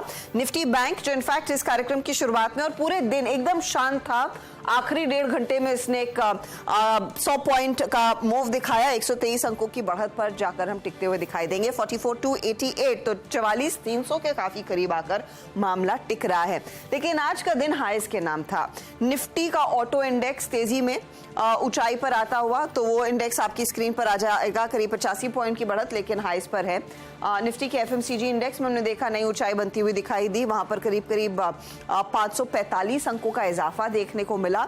स्मॉल कैप्स में तगड़ी तेजी, मिड कैप में अच्छी खासी तेजी। मिड कैप इंडेक्स ने आउट परफॉर्म किया है आज 350 पॉइंट की आज की बढ़त के साथ, और स्मॉल कैप्स भी करीब 150 पॉइंट से ज्यादा के गेन्स दिखाने में कामयाब। आज निफ्टी आईटी का भी हिस्सा रहा है इस तेजी में, जहां पर 233 अंकों का इजाफा, और इन्फोसिस ने इनफैक्ट एक जो पुल अप दिखाया करीब 1% के गेन्स के साथ, उधर वो लीडरशिप आती हुई दिखाई दी। टीसीएस में हमने देखा था कंट्रीब्यूटर्स में इसका भी योगदान था तेजी की तरफ, तो वो भी एक काउंटर रहा है जो 1% से ज्यादा मजबूती के साथ जाकर टिकता हुआ दिखाई दिया। ब्रिटानिया आज हाईस पर जाकर टिक रहा है, तो उसके लिए एक बड़ा मूव।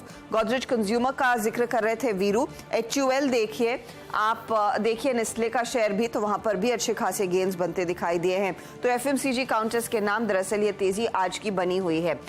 कुछ फार्मा काउंटर्स, ग्लेनमार्क जिसकी हम चर्चा कर रहे थे, कैनफिन होम्स भी हमने देखा अच्छा खासा रुझान तेजी का, और कैश मार्केट में ऑफ कोर्स वो टोरेंट पावर का काउंटर था, जहां पर हमने देखा है करीब 8-9% तक के गेन्स इंट्राडे में बनते दिखाई दिए हैं। तो ये कुछ स्टॉक्स है जिन्होंने तेजी दिखाई। 15-16% ऊपर अब फाइनल क्लोज के आसपास टोरेंट पावर आता हुआ। फटाफट आपकी स्क्रीन पर लेकर आएंगे हीट मैप, दिग्गजों में कहां सबसे ज्यादा तेजी रही, और काफी दिनों बाद एक ऐसा दिन जहां पर मंदी वाले ट्रेड सिर्फ एक लाइन में ही सिमट कर रह गए हैं, बाकी पूरी स्क्रीन हरी है। तो तेजी में ब्रिटानिया, टाटा कंज्यूमर, नेस्ले जैसे ट्रेड्स जो सबसे ज्यादा चले हैं।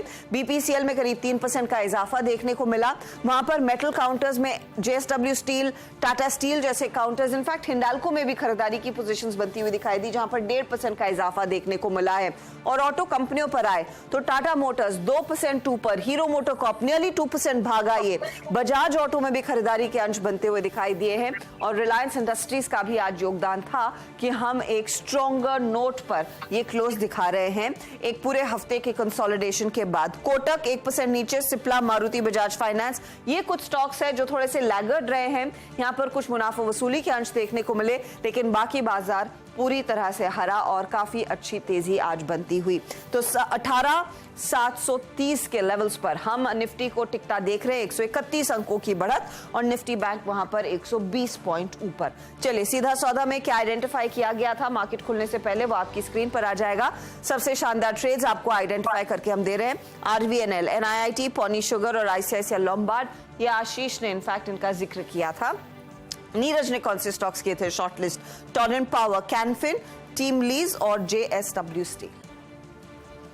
बिल्कुल शानदार मूव और एक शानदार क्लोज, ऑल टाइम हाई से बहुत करीब, सेकंड हाईएस्ट क्लोज निफ्टी का। और अब निफ्टी पे ऑल टाइम हाई से हम सिर्फ 160 पॉइंट दूर। कल पॉलिसी है, तो देखते हैं शायद 160.6 पॉइंट दूर कल आता है ऑल टाइम हाई, या थोड़ा हमको तंग कराएगा। लेकिन ये पॉलिसी का काउंटडाउन, कल का सबसे इम्पोर्टेंट क्यू अब सिर्फ 18 घंटे दूर। कल सुबह कवरेज स्टार्ट होगी पॉलिसी की सुबह 10 बजे, तो जुड़िएगा जरूर वीरू। और चांसेस हैं कि कल शायद ऑल टाइम हाई भी लगाए मार्केट। जी हाँ, कल गुरुवार है, एक्सपायरी का दिन, लेकिन नजरें रहेंगी दो चीज़ों पर, नए हाई पर और RBI पर। कल सुबह फिर होगी मुलाकात 6:57 पे मॉर्निंग कॉल पे। तब तक के लिए नमस्कार।